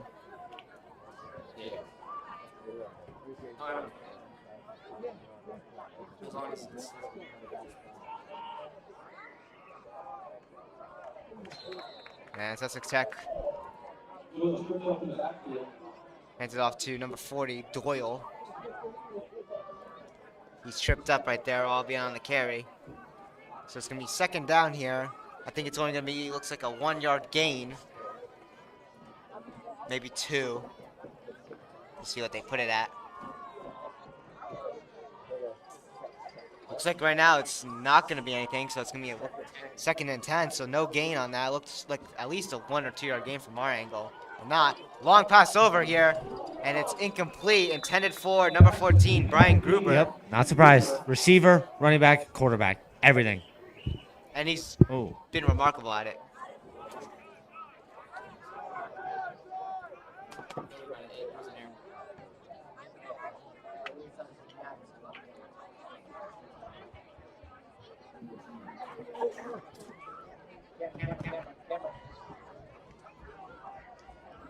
Watching this, you wonder what Gruber will do in his future. I mean, all-around player. I can't even pick out what he'd be better at in terms of this game.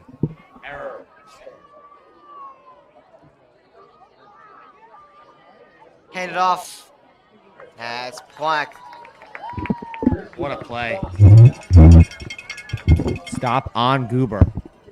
Yeah, we'll hold off Gruber for a 4th down here. 2 outs, 1st and 2nd.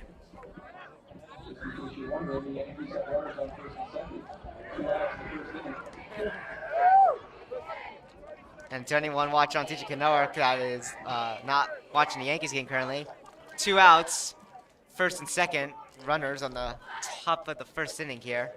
Yankees. As Luke Wallback was down the play, but looks to be coming right back up. Maybe just a quick little cramp or something. Yeah, I didn't even notice that. We had a little small injured timeout with 9:17 to go in the game. And it looks like Jazz Chisholm's going to ground out here. Let's give him 3 outs. As we were talking about the Yankees here. Probably our first time talking about Major League sports here on TJK NETWORK. Kind of like it, though, you know. Maybe we're a Major League broadcast or NFL. NFL, MLB. We can do everything here. Yeah, really. Yeah, really. We are talking about a lot. Today's been a very, you know, packed day in general for us. So it looks like they're going to punt this one here. Wow. And Nice bounce there. this one's just going to roll here But, wow. The first Right? punt, and it was by Goober. right at the 20-yard line, roughly. Goober with the punt. I didn't even need to look. Looking down.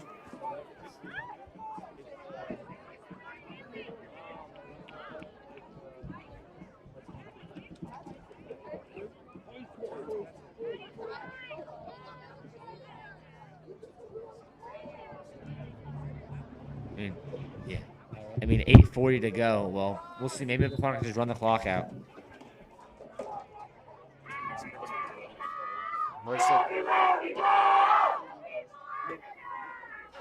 So first down for the Golden Panthers here, as it's handed off to Eddie Shalongo.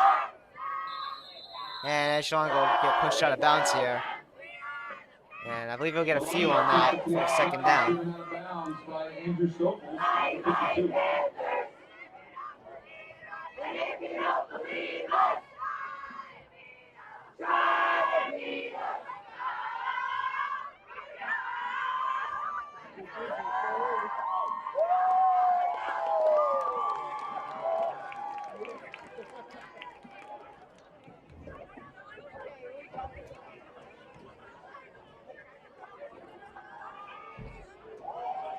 Handed off here, it looks like it's to Andrew Zucala, if we are looking at that correctly. It was Andrew Zucala. He's going to get the first down here for the Golden Panthers. That should move the chains. It will.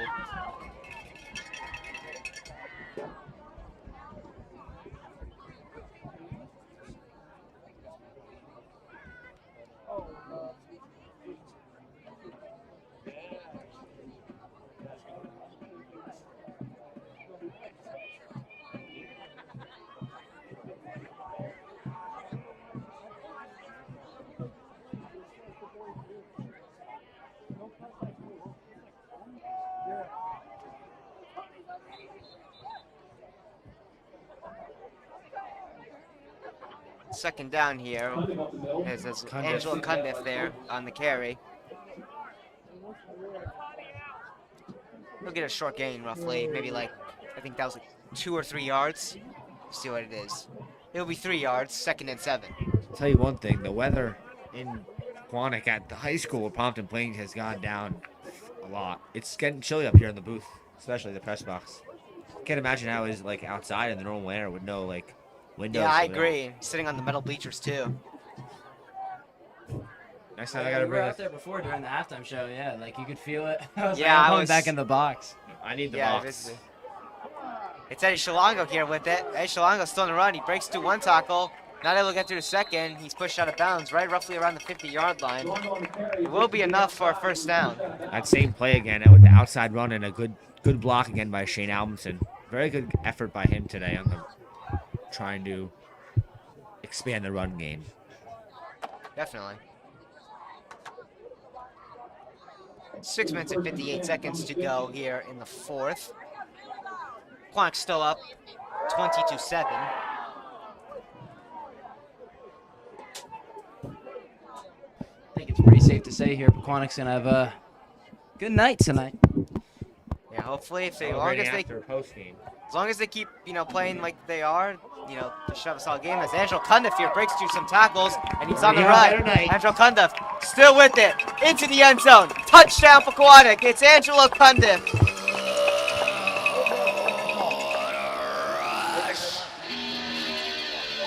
And it's 26-7 for Pequannock. So now I guess you can really say they're gonna have a good night, huh? Yeah, Right they were after able that. to expand on their lead here. You love to ride this into the playoffs as well. With Yeah. a nice win, especially after last Great, week. no, they need, you want great momentum. They bounced back after Yep. this the terrible loss against Madison. Which you wouldn't even have great as terrible because it was a close game, right? You know, it just came Yeah. down to the final drive. It came down to the final play there. So that's We hope that Rami will be okay. Yeah, I mean, a crucial part, right? Definitely got to hope that he's good. Pequannock, you don't really know, but like, you can just tell. Blocked kick, And blocked kick, Just from guys. what I hear, yeah, no, I can definitely. Sorry to interrupt, but we got a kick that was blocked here. So Well, it's gonna be And that is pretty rare 26-7. as well. Look at that. we're just having a Didn't rare night with Grubel and everyone. everything's been pretty rare here. Gruber. Got Gruber blocked field goal. Almost I didn't kick see you return. block that one. The Yankees going on. We got everything over here. Everything going on, quite literally. It's been a packed night. But it's been great for your Pequannock Panthers, so it's always good to see. Yeah, we're glad to, especially for this season, as I graduated last year. It's glad to be back as a full LLC here. Yeah, no, especially. It's great to see that you were actually able to come back. I remember talking just a few months ago about what the future would look like, and I know you're working really hard to come back here, and I kept letting you know, it's gonna happen. The quality's there, everything. Like I knew you had it within you to do it, and now look at you. You're back here at the last regular season game, here at home, and it's a great game as well. It's been a great season for you to cover. Yeah, and you can just see the progression for mainly football broadcast, because that was the first sport we covered. You look at the first game that we covered against, I think it was Madison here at home. It was, I didn't commentate that much. I had a very messy camera, Wi-Fi problems. Yeah, no, especially. And it's only improved from there. Yeah. So it's only gotten better.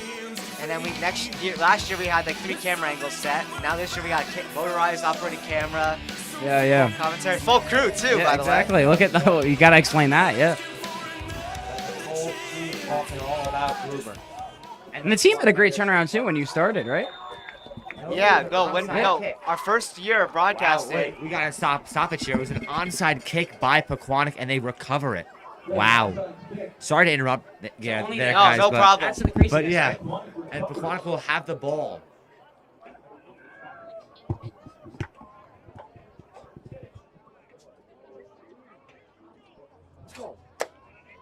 Anyway, back to what we were saying. When TJK Network did first start off, there was a turnaround with this Pequannock football team.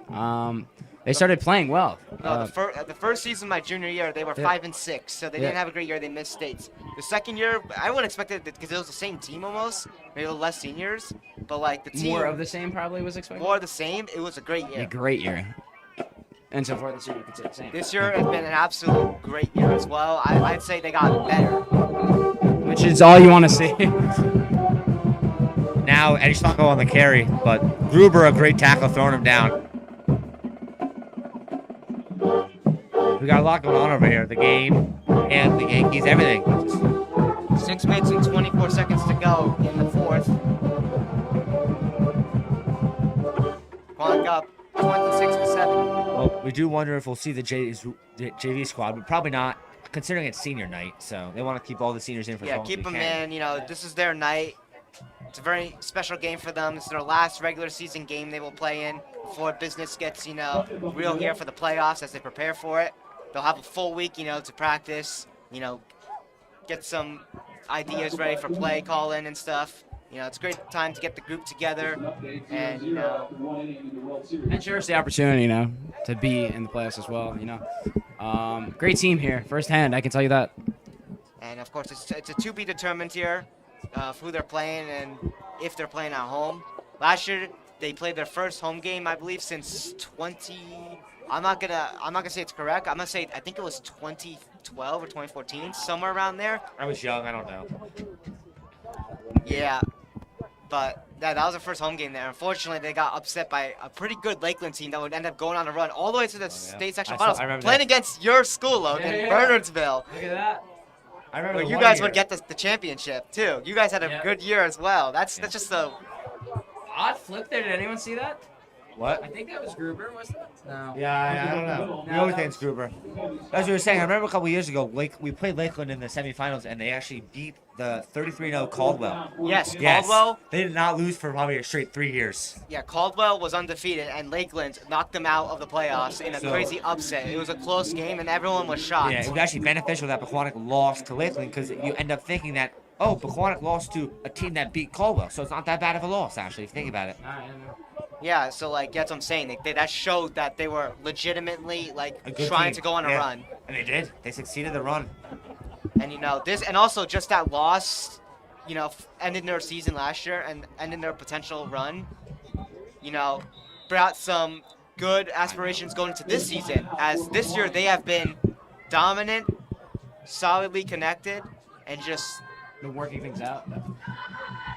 I do apologize from earlier. That was Miracle who did the odd flip that I pointed out, not Gruber. Still a good hit. Yeah. Pequannock's also going to take a timeout in this game. So Pequannock will be down to 2 timeouts. The Mustangs still with their 3. But yeah, just speaking of it, like last year, like after they lost in that first round of playoffs, after that great season, they really used that. I mean, it was emotional for a lot of the seniors from my class, but people who, like the juniors and also just the underclassmen that were becoming upperclassmen, having, one more year for the class of 2025 to try to, use that as fuel to build on the team, which they have done remarkably this year. And also Dylan Romley. Yeah, I was going to say, sorry to interrupt. Dylan Romley is on the field. He's not in uniform, but he looks to be walking a little better now, so something must have gone correct if he's looks a little better in walking. I was just going to say that's perfect timing here. Not limping, the timeout. which is a good sign. This one's handed off here. It's to Angelo Cundiff. Angelo Cundiff's on the run again. And he's going to make it to the end zone once again. Touchdown for Angelo Cundiff for the Golden Panthers. And they now lead 32-7. Wow, just remarkable. 2 touchdowns by Schlongo, 2 touchdowns by Cundiff. Is that correct? I think you're right on that. Yep, just great. 2 seniors had a great year, a good way to end the regular season off. Yeah, and this is good for them to build momentum and fuel up, get energy for the playoffs. Pequannock up 32-7 with an extra kick on the way. Nick Scala has had trouble on the extra points here. We know he's been covering. He had an illness last week. He did not play. I remember against Madison, right? He did not play the week after. Before that, he didn't play either. I think so. Yeah, he was sick. We called. 4 minutes and 9 seconds to go here. Extra point here on the way. Let's see if Nick Scala can get it. He's had one that was missed there, and looks like Nick Scala. Maybe a bad snap. Under pressure. I think it was a bad snap. And again, they're not able to capitalize on an extra point here. Well, that's one thing Pequannock should work on, I guess, after the end of the season. It's Special not. I wouldn't teams. even be concerned. Yeah. It's up 32-7. Yeah, but I think he's more in general, like going into the playoffs, getting that set up correctly. Because there's going to be closer games later down the line. Yeah, exactly. Especially this. If they play Hanover Park. Oh. Yeah, you don't want to lose by 1-point games because of that, or a field goal.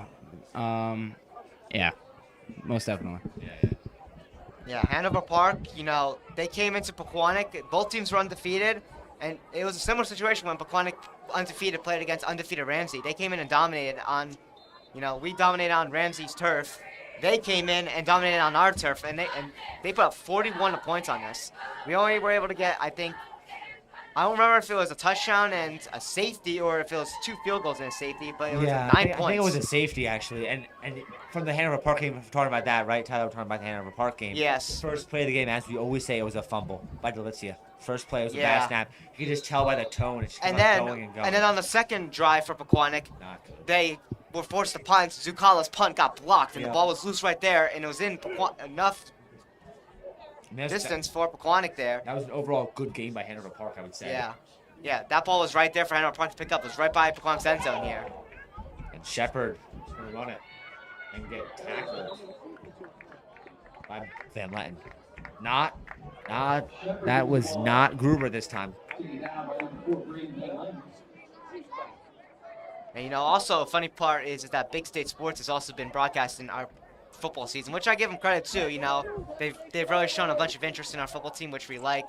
And I talked to the guys. They're all you know, very nice people, and I give them all credit. They support us. Some of them know TJK Network and say we do a fabulous job with, like, especially, you know, the limited gear we have, because we're not, you know, we're not as invested as highly as them, because we are just starting as our own individual company. But they said that we do a great job for what we have, which I really appreciate from them.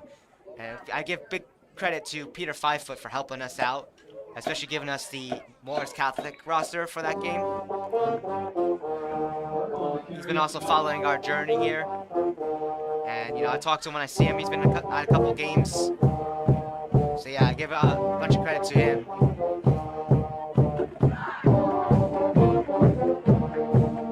And also, I just give a bunch of credit to my class of 2024 senior alumni, you know, coming back and to watch these games when they're off, and also getting text messages from them saying, hey, I'm watching the game, doing a great job, or, you know, people coming back and watching, you know, keeping my former class of 2024, and even some of the 2023 alumni connected on TJK Network, which I love to see. Wow. Goober breaking tackles left and right. Man, you know, shout out to him. He's had a significant game. What do you think, Tyler? He's played well, right? He's played excellent in this game. He's done multiple positions, as that's, like, you know, what he's been, you know, trying to, you know, get something for his team. Even though Sussex Tech is down 32-7, you know, him as an individual player performance, statistically wise, you know, he's been excellent.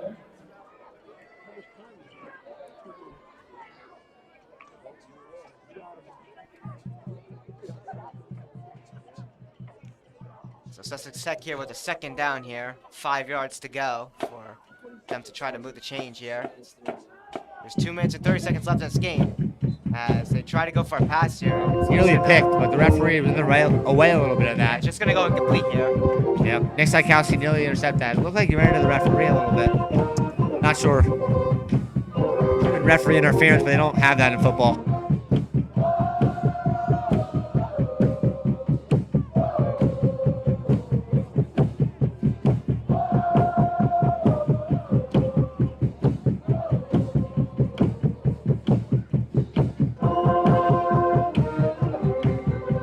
Flag here. Offside against Pequannock, it looks like I signal. That's what I saw by the referee. Yeah, we'll see what the official call is here. It is an offside. But yeah, it's going to be an offside on Pequannock, so that's going to push them, or it's going to push them back, but it's going to push Sussex Tech ahead by 5 yards. It's going to be 3rd and 1 now. And the clock does stop. At 2:29 as well. It is 32-7, but you never know. Yeah, there's been some crazy comebacks. There's some crazy comebacks, yeah. Oh, and there's a fumble. We got a fumble on the field here, as Bryce Rosen said. I don't know, though. They ruled it incomplete. Yeah, that was close, though. We thought that may have been a fumble there, To but me, it looked like a fumble. What do we think? yeah. Yeah, it definitely did. Yeah. In my opinion. He was in the throwing motion, and he got sacked. Exactly, yeah.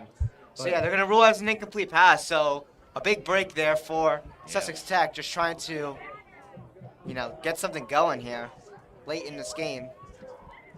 And that turnover, you know, would have been 2:25 left here.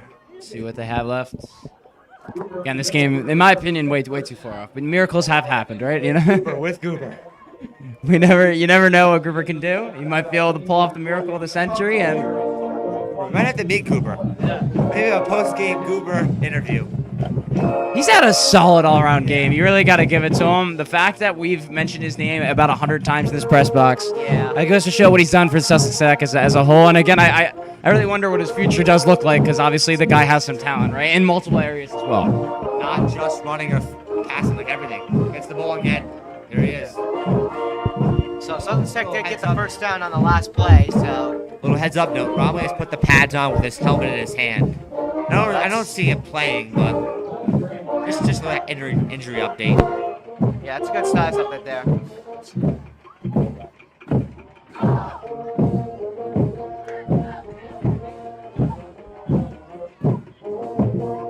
So they're gonna get a gain of looks like 4 yards here. So 2nd and 6 for the Sussex Sussex Tech Mustangs. They're still bound for it. See if they'll get the first down here, as that one's right at the marker. See what the officials rule here. And it is good enough for a first down.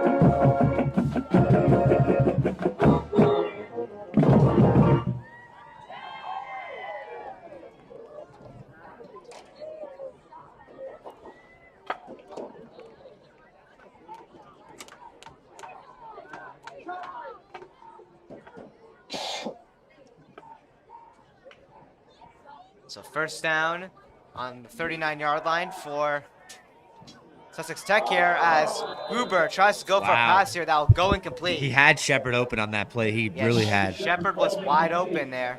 He was not able to get that pass there. Yeah, once again, we see Gruber throwing, running, kick returning, just outstanding player.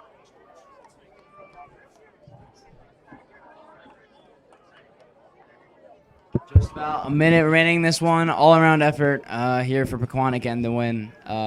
Great on them on every front, I would say. And great first game to broadcast as well. Pass here far. It's intercepted by Braden Van Letten here. And he's still on the run. He's going to run diagonal here. Taken down by you-know-who.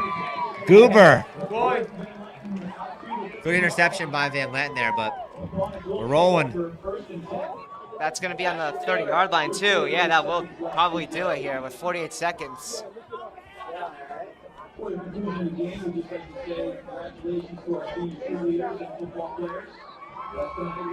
As Mr. Ainsworth announces too, we'll announce this to you guys as the viewer.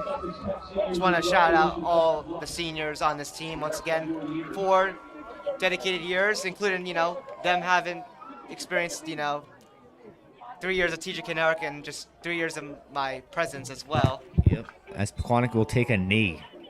And it also looks like Pequannock's JV squad will be out there taking a knee.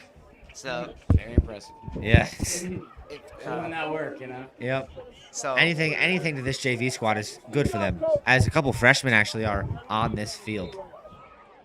Yeah, I'm not particularly sure. Again, with the seating, we're gonna have to let you know on our Instagram, as we will make our record post with our new graphic design.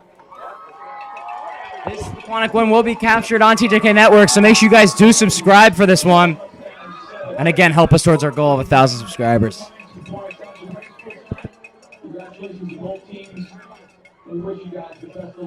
So that's gonna do it for So the regular 32-7 final there. Yeah. What do you got to say? A good win by Pequannock, and go Yankees. Let's go. So, as what you guys said, 32-7 final score. Pequannock will advance to an overall record of 7-2, and that will be their final regular season record as they book their ticket, will automatically book their tickets to the playoffs and look to start on a good note. Yeah, for sure. Go on a deep run this year, as They definitely had a good display tonight, I will say. First in-person game for me, and they've definitely put on a show. And again, the only thing I would say would be, setting up for the field goal there, and get an extra point as well. That's all you really gotta focus on, really. Other than that, it was a very complete game by them. Yeah. So after a great turnaround season last year, this year they build on it and just become even better. Even better. And yeah, they really are a complete roster all around. I want to ask, going into this year, what were they projected to be? Were they projected to be similar to last year? Honestly, everyone had Pequannock being good, but not being contending level good. And when they were 5-0, people opened their eyes and were like, "Wow, Pequannock is no joke this year." This team's talked about. I'll tell you, I even hear it in my own school. This team is talked about for state-wise, to be going far. They are a competitive team. We saw it tonight, obviously. It could have been a closer game. It might have looked like a closer game, but again, you look at the final score, 32-7. It was dominant. You won that game. And you won it pretty big. It was not a high close margin, and you just want to continue that. You want to keep the momentum. Like Tyler mentioned before, momentum plays a key part in playoffs. We see this almost every sport, and I believe the same thing goes in with football. If you're riding it into the postseason, you can see a better outcome. Other teams will see better outcome. It's Yeah, just a great but- way to run, especially in your senior night, right? Sussex Tech, they're going to drop down to a overall record of 3-5, but I give credit to Brian Gruber. He's been excellent. Star of the game for sure. If you Yes. had to pick one guy, it would be him. If we had 3 stars of the game, it would be Angelo Cundiff, Eddie Shalongo, and then Brian Gruber as well. Everything you saw from the complete effort of Sussex Tech tonight had a lot to do with Gruber himself, and just the ability to play every position he played. I've never seen that too. I've never seen that in high school football. Neither the pros really. You know, Quarterback, running back, and even just kicking. Yeah. And returning on the kick too. Yeah, he had it all tonight. He really did. And for a game where you're away, you lost, probably wasn't the best game for your team as a whole. You really shined here. And that's, I guess, the one part you can look at from Sussex Tech. They got a really good kid in Gruber. Sadly, it is unfortunately his senior year, so he will be departing that team. But all around great effort. Yeah, he's gonna have a good future. But other than that, that'll do it here on TJK Network for the regular season as we now enter the playoffs here. On Monday, be sure to tune in on TJK Network for field hockey. That'll be their cancer awareness night, so they'll be wearing pink jerseys. Hopefully, I will be there to help out as well. You're interested in joining? Yeah, I'm definitely interested, and I will check my schedule to make sure I can be there. And again, I told Tyler I have some equipment. I want to help out with some things, and definitely further improve the network. The network's already further improved a ton since last time I've been here. I will tell you, I'm very impressed with the setup, very impressed with the press box itself, and by the way, very warm in here as well. I'm very happy not to be outside. From what you guys see from the camera angle, clear night here, definitely not the warmest night. So it was a good experience, I will say. Other than that is the game here. Again, 32-7 Pequannock. This regular season is going to be completed, and we'll let you know for the playoffs on Instagram. Be sure to follow that at TJK Network. Anyways, my name is Todd Costa, followed by Logan DeRosa. And also Bryce Rosen. If you want to say your name, signing off. Yep. Adios, guys. Adios, amigos. That's it. Signing off here from Pequannock. Have a great rest of your night, everybody, and peace out.